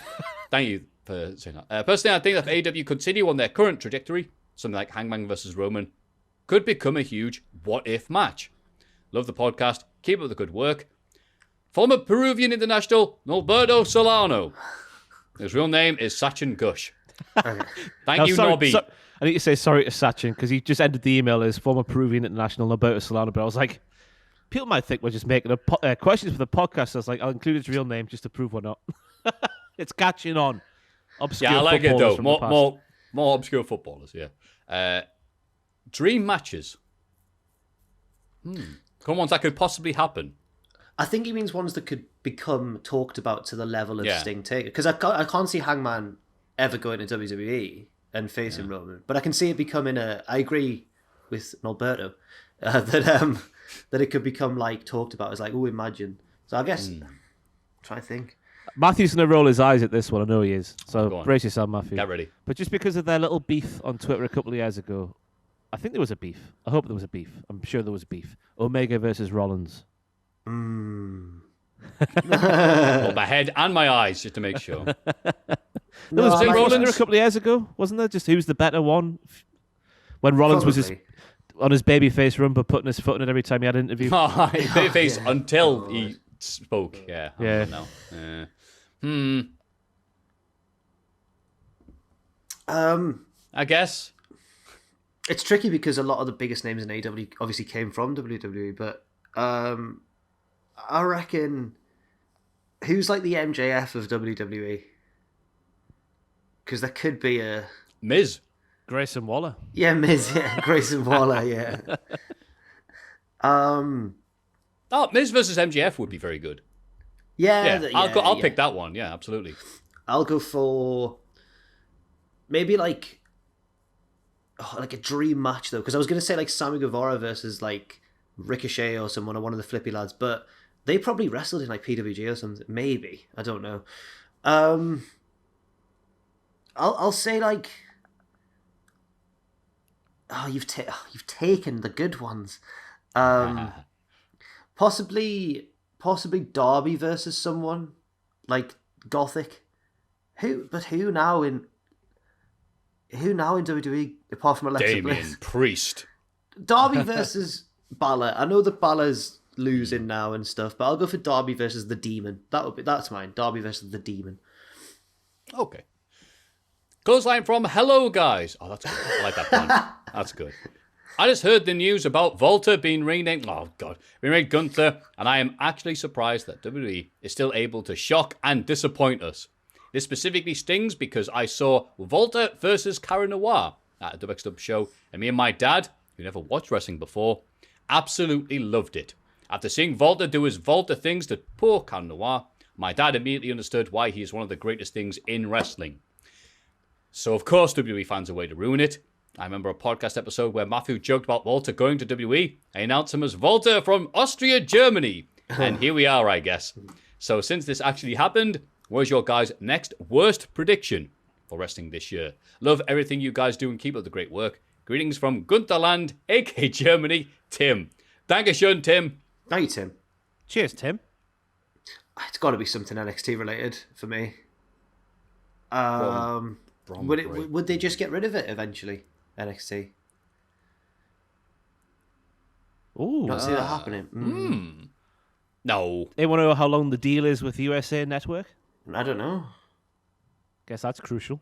Yeah, once the deal runs out, would they keep it going? If it doesn't get renewed, would they keep it going just as a network thing? I don't know. LA Knight debuts the main roster as LA Day. AL Day. All day. All day. All day and all night. He can make it work. A tag team with Austin Theory, that's his thing, isn't it? All day. That was before the way. He went from all day to the way, didn't he? Is that the worst prediction, though? That would be disappointing. No, you know what? Yeah. LA Knight could make that work. So, yeah, it's not a worst prediction. But, Saudi Arabian WrestleMania. Oh, okay, yeah. Because I remember a news story from recently where there was talk that they might have renamed Elimination Chamber WrestleMania Chamber or something. Because it's happening in Saudi Arabia, so... That was Dave, wasn't it? Was it Dave? Yeah, I mean, it's a bit counterproductive if you're doing your whole, hey, this is positive PR for Saudi Arabia. Cool. Elimination check. Uh-oh. Yeah. Wait a minute. Let's just get rid of that so people can stop making that, what are they going to do? Put journalists in it. Jokes. Too late. Yeah, I'd say that. You know what, Jack? I can't beat that. Okay. Yeah. I'm going to go for Cody signing a new contract where he can challenge for the AEW World title, winning the World title from Hangman Page, and then going on a run not too dissimilar from the Tribal Chief Roman Reigns. Lasted over 500 days as your AEW World Champion. This is meant to be worse. That's pretty bad. I've got one. Jericho, AEW champ. That could happen.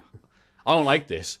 Jericho gets a talk show segment on AEW. Oh, no! No! He brings back the Geritron. Oh, fantastic. No. Oh, move on quickly. Hey, lads, I'm a female that has had a Yorkie bar. What? Police, arrest! I know. And have you served your time or what? What's happened? When I was younger, like 8 to 9 years old, it was very much a, I'm going to break the rules mentality. Then I had one a few years ago, and the chocolate isn't that nice, just about bearable. My opinion is Galaxy is the best tier in terms of standard corner shop chocolate bars. They also say, Jack, keep going with the Irish accent. It isn't the worst. Americans trying to do an Irish accent, but far from the best. Your Northern Irish accent is great, so there is hope. An Irish accent can change drastically from county to county. My friend in college is from just past Belfast. There are times when we don't understand each other's accents. Dublin to Belfast is only a 90-minute drive or 100 miles to 166 kilometers. To put into perspective how much accents can change in a short distance compared to America, where it doesn't change that much in short distances. Yeah. We have that in England as well. To throw in a question, what are your top tier corner shop chocolate bars? Not including the fancy ones like Lindt or gift box chocolates. Hope you are all keeping well. Tracy from Dublin. Thank you, Tracy. What do you have to say that? What do you have to say to that, Joe? Well, I'm very flattered, but I do back my Belfast accent, but I think she's been too kind about my Republic of Ireland one, unfortunately. I forget. What does that sound like, Jack? Nope. Good question, though, from Tracy. If you were ordering a Yorkie bar. Also, someone tweeted reminding me of... do you remember when we were going through the person who emailed in and gave us the list of every induction in the Hall of Fame in 2021? Oh, yeah. And we were like, what's Malachi Jack? Where did that come from? Yeah. It's when I did my Dutch accent and offended the entire... that made the Hall of Fame. Which was more Scandinavian. I remember what I said. I said, I will see you at the WrestleMania, but I did it in like a bouncy voice. Like, I can see you at the WrestleMania. Yeah, exactly. Yeah. Oh, okay.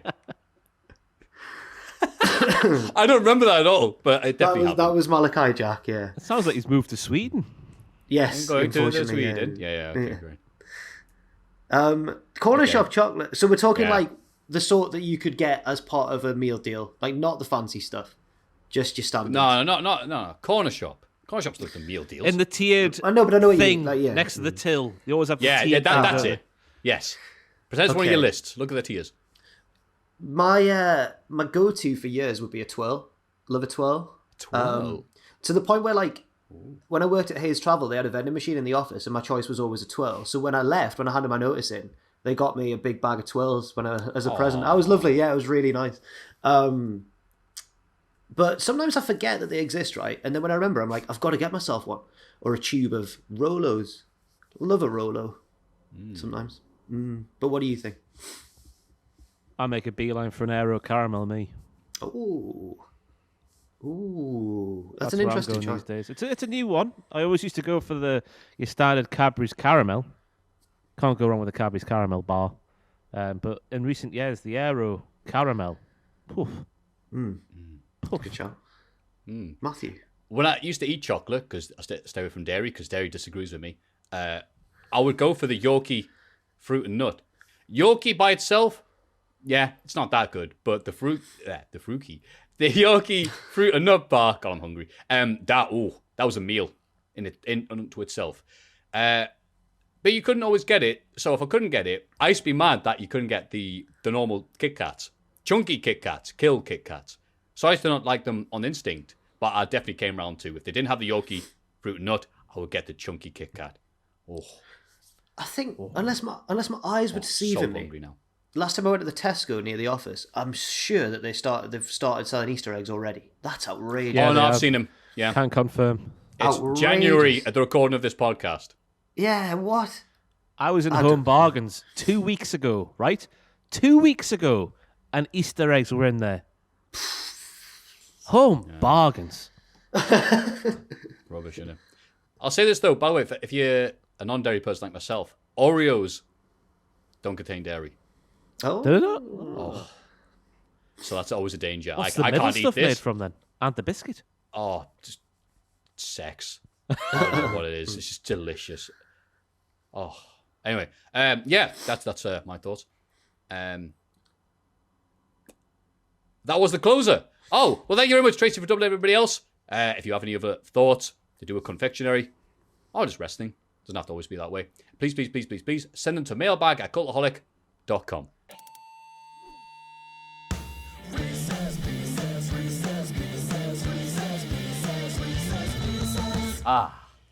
Wrist piss. Wagwan, Ross Hammond, Jack Clarkson, and Maffew May. Congratulations on the 4-year anniversary of the podcast last week.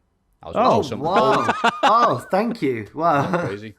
I was watching some old Gary YouTube videos on the channel relating to theme songs and was wildly amused as Gary and Gary were trying to impersonate a theme song due to the lights of demonetization. This gave me an idea for Reese's Pieces. Below, I have formulated a list of 10 iconic theme songs from WWE and AEW wrestlers. Maffew must hum, or otherwise make noises to impersonate these theme songs. No words allowed. Points to the first person to guess the song. Starts off easy and gets harder as you go along. If you're struggling, the quiz master can reveal the promotion of the wrestler. Okay, look at some of these. Do you remember them? Okay, yeah, I see them. I know all of them. That's all right.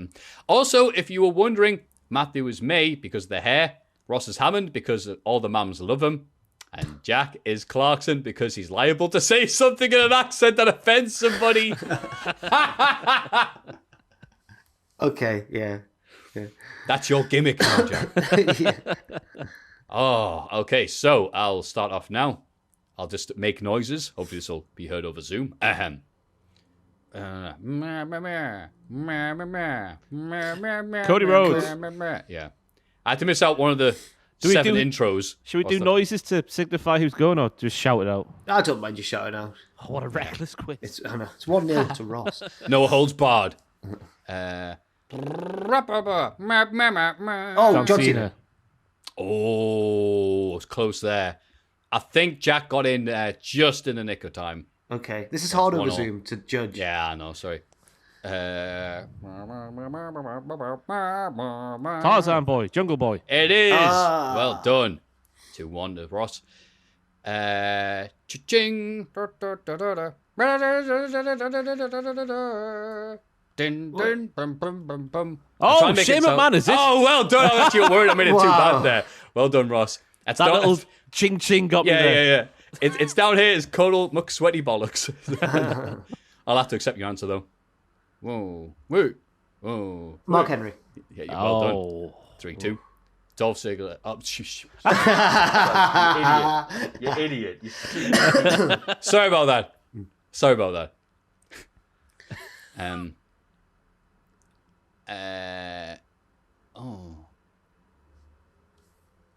to remember how it goes. Wait a minute, 2 seconds. Vladimir Kozlov. I'll just do the quarter. AJ Styles. Yeah, it is. You are. Yeah. It's down here. It's phenomenal. That's not that one, is it? Wait a what? No. Is that what it's called? Phenomenal? It's not called They Don't Want None? I don't know. Oh, no. I made a dog's dinner of this, haven't I?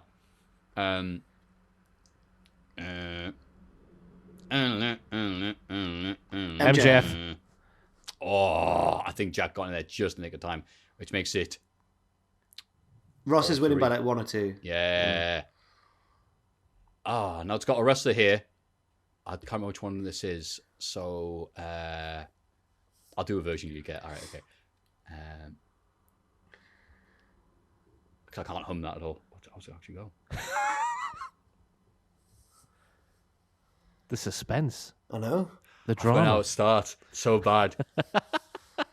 All I'm thinking of is Yorkie bars. All right, Oh, no, that's not the right one, is it? It's the wrong wrestler. Oh, my God, I forgot how the rest of the song goes. Oh, you idiot. Okay, so think of a different song, Maffew.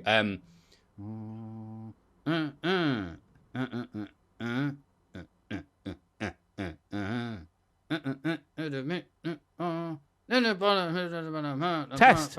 No. Vince McMahon. Oh, well done, Jack. Is it 4-4? I mean, no, it's got 4-4. No, I think Ross is winning. Was that Yeah. the one that it was? Was that the one that it was written It was down? Sheamus Hellfire. I forgot how the intro starts, and I went, wait, is that just not true? Got the drums in it. Dun, dun, dun, dun, dun, dun, In my head, I heard Drew. dun, dun, dun, dun.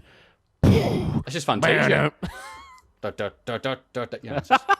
Anyway. That was a good idea done badly. I apologise. It was a good idea. It was good. We're 5 hours into a podcast, and my stomach's rebelling against me. That was a nice idea. I think we should do more of that. Oh, yeah. Thanks again so much, boys. The podcast is always the highlight of the week. Well, up until this bit. Keep up the good work, Yusuf. Thank you very much, Yusuf. Thank you, Yusuf. Cheers. Some wonderful picks. Sorry for butchering that. It's a nice idea, though. And Ironically, like Top Gear, nice idea. Shame about the execution. That's what I'm ambitious but rubbish. Yes. And the Patreon producers, it's like a special mention, are, of course, Mark Leslie, Reno2200, Noah Anderson, and Ake Jua, who I still say is ASAJU22. I say that username every time on the Twitch. And a new one, Adam Warrington. Thank you very much, Adam Warrington, you executive super vice president, producer of the podcast. There is still another segment to go. There still is, but it's written down here, and I thought I'd say it here, because not everyone watches to the very end. Might as well have them here as well. For all the Riz piece, you can, of course, send them to mailbag@cultaholic.com. It's Cultaholics.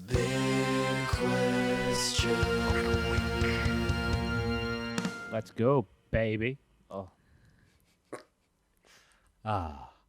What a lovely long podcast. And it's time for just a little bit more. That's right, we're going to go, baby. As Ross and his mate Dirty Eddie have just said, we are, have a look now. The big question, who's going to win both Royal Rumbles? We're saying it's a plural. Both the Rumbles. Because, of course, there's two. Yes, they're not giving up an idea. There is two. It's tricky. It's tricky to rock around. To right around, that's it. Okay. It's right on time. It's tricky. I'll jump in with my pick for the women's one. I'm going for it, and I'm going to say Bayley. I'm going to take that little risk, and I think Bayley's going to come back and do it, and everyone will be like, yes, because she deserves it. Oh, hang on. Where's Sasha Banks been? She's been quiet recently. Is she injured? She got injured, yeah. How injured? But I don't know. But interestingly, on the house shows, I remember doing a news video for it. The house shows before she got injured, it was her versus Charlotte in the main events. And as we all know, they like to use these house shows, these live events, as little test runs, don't they? So maybe heading into Mania, it could have been Sissy Bunks versus Charlotte Flair. Although maybe they were going to have that match at the Rumble, and this is why Charlotte's decided to enter it instead, even though she's already the champion. Yeah. That could be either. I think yours is feasible as well. But I'll go for Bayley, I believe. And I think everyone will be really happy if she does win. She deserves that. She deserves it. The dog's doing. Dog's Dean. It's back in. There you go. Is that, by the way, Maffew, is that like a full-length Willie Hobbs overall you've got on there today? It certainly is, yes. My God, that is loud. Oh, wow. Yeah. Where do you buy one of those, bad lads? The goth shop in town. The goth shop. Yes. Two grown men and we're going through a goth fair. That's exactly what I'm doing, yeah. Is it because of Willie Hobbs you got one? No, it's because of old Willie. No, it's just because of realising that I had a really boring middle-aged man's wardrobe. And I'm like, what happened to me? Oh, wow. I used to wear all the goth stuff and all the crazy items, and I'm just like, all right, well, it looked like you're going down for a shift in the mines. And that's all you need in life. And I'm like, no. I think that's why lockdown, I realised, well, why am I going to... I have the mindset sometimes of, well, why would I put the effort in? I'm just going to Lidl. And then you go sometimes to Lidl or places and everyone's dressed up to the nines. I'm like, oh, maybe I'm... You never know who you might see as well. Well, it's exactly it, isn't it, Ross? Because I've seen people now who I'm like, oh, I like them in a nice way. And then, do you bump into them when you look good? No, of course not. You bump into them when you're on death's door. So that's why I'm now just getting back to dressing cool. I would never describe your fashion sense as boring, Maffew. Thank you, Bob. You had all the loud shirts as well. Yeah, but no one's been able to see them because it's like lockdown. So hey, it's me. I'm glad that you've also worn it in front of one half of the Cultaholic Fashion Police, Richard Tubman. So we'll see what he thinks. I have to step my game up around Richard, him. can you tell us in our heads what your thoughts are of the powerful overalls? Nice. I would a pink headset. Obviously, I wear this down. Yeah, it's just how I go down to, got a Costa coffee. What are we talking about? Who won the Rumble? Who won the Rumble? Oh, that's right. I think what you said earlier is a magnificent idea. Asuka comes back, eliminate Charlotte for the title. I'm not sure that's a bit weird, that bit, but whatever. And then goes, you were the one who ended the streak all those years ago. Sod you. Have a rematch, a WrestleMania rematch, and I want to get my own back, like Dave Benson Phillips. That's perfect. And I want to shut you up, Charlotte. I've got a dirty, filthy pair for my winners. Women's, Charlotte Flair's going to win that one and pick her opponent. Charlotte win the... No. It's going to happen. It's going to happen. Sour taste in my mouth. And then for the men's, well, get ready for this one. Maybe 2 sours makes it sweet. I don't know, but Brock Lesnar. Whoa, that was my men's one as well. Yeah, I think Brock will lose. Brock will lose the title earlier in the night and then win the Rumble and challenge Roman. I think so too. I think so as well. Damn it! I'll beat you up if you lose. No. Now you said it, I can't think of who else. It's like, all right, Maffew, who's better than that? And I'm like, good point. Chris Canyon. Yeah, Who better? Who better? What's the line each? I see Lashley, the exact thing you just said, but the way around. Lashley not beating Lesnar due to Roman Reigns shenanigans. And so Lashley going, all right, then I'm going to win the Rumble, then challenge you, Roman. Okay. Oh. Yeah. Interesting. Oh. Because he's a face now. And what better way to prove he's a face by not beating Lesnar, so he just gets a bit weird because Lesnar will be cheered over Lashley there probably. And then going to face an evil bad guy, Roman Reigns. It's the guy that they pushed too hard in 2006 versus the guy that pushed too hard in 2016. And I think before we end, should we throw out some slightly rogue picks as well? Oh, okay, go on. I'll go Mickey James. Wow. Can you imagine? No. Okay, fair enough. Surely not. I'm interested to see how long they have her last for in there, because obviously she's coming out with Hardcore Country as her theme. She's going to have the title with her. She's going to be announced as Impact Knockouts champion. Will they allow that to beat up their wrestlers for too long? Who knows? Yeah. Them being petty, I doubt it. Is Michelle McCool in this Rumble? Oh, no, she is. Why? Oh, no? Piggy James. Oh. I don't think they'll reference it. I'd like to think they wouldn't reference it. I'm going to say Big E. Okay. That's just wishful thinking at this point, to be honest with you. Austin Theory. Austin Theory. Oh, God, no. Vince McMahon. Imagine what Vince would do to him if he won. I know, yeah. Grayson Waller. He's everywhere. Oh, Hi, guys. God. Hey, Oh. I'm in the Rumble. You'll win and go to WrestleMania main event. Gunther. Yes. Yes. Do you reckon they'll change the name now that they dropped the trademark approach? No, they're just using Gunther as just the one name. Just Because no one can have a surname in WWE. No. It's bizarre logic, but whatever. Maybe. Does anyone buy Lita's chances of actually winning? No. Okay. I No, don't but I think think so either. she could do something to Charlotte to make her pick her. Or eliminate her, even. Yeah. She could be the Ricochet at the Rumble 2020. She distracted and drew. Oh, when he booted Brock. Yeah. Yes. Yes. And it led to that match where we all went, this is going to be great. Brock has good matches with smaller guys. And then it... Oh. We were in the office for that one. Oh, it's very nice. Yeah, The Fiend and Rollins. Oh, Oh, man. Goldberg, sorry. Oh, what a match that was. We all gathered round the stream. Can't wait to see The Fiend bravely topple Goldberg. Oh, no. Right, they're not going to do it. They did. They did do it. So, yeah. Yeah, those are my picks. Those are your picks. What are your picks? Please let us know by posting in the comments below. We'll have to scroll down and go, woof, that's disgusting. And just a brief reminder, if you have any thoughts, queries, or just want to tell us how... Actually, don't tell us what you think about us. We don't want to hear that. You can, of course, go to mailbag@cultaholic.com, and you can vote on the Patreon by going to patreon.com/cultaholic. Jack, what have you got on tap for us until next week, pal? Until next week, to be honest, now that we record these on a Thursday, my Fridays are all about just writing for the following week. So I'm not doing anything public facing until next Wednesday. I'll be on the news on Tuesday. Next Wednesday, I'm doing Twitch with Owen up the faves. But also, just the other day, I recorded what is hopefully going to be the first of a brand new series.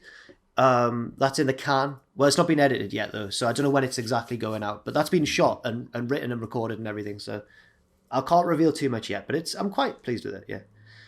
What about you, Fabulous. Ross? Can't wait for that. Ross, what have you got? I've got a couple of tier lists coming up next week about the Rumble. One of them's about every Rumble match, just the Rumble match itself. A lot of research went into that one. It takes so long to research, these tier lists do.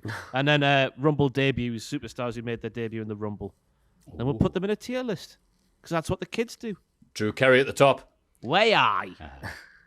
Fantastic. Well, a lot of crap on tap there. And obviously the Tom Campbell fueled Cultaholic Classic SmackDown review returns this week. Ooh. Never left. Same returns because it sounds cooler. And we'll see you, hopefully, fingers crossed, touch wood, in the office next week. As restrictions have been lowered, due to a lot of political stuff that we can't be bothered wasting our time talking about. Wait, he's just deflecting attention, isn't he? The little rat. That was pretty much it. To Yes. go. Yeah. It is time to go. It certainly is time to go. We've been lovely. You guys have been even lovelier. Thank you very much. We're going to end the show by putting our hands up to the webcam and ended it with the famous expression, 1, 2, 3. The winner of this match is Gunther.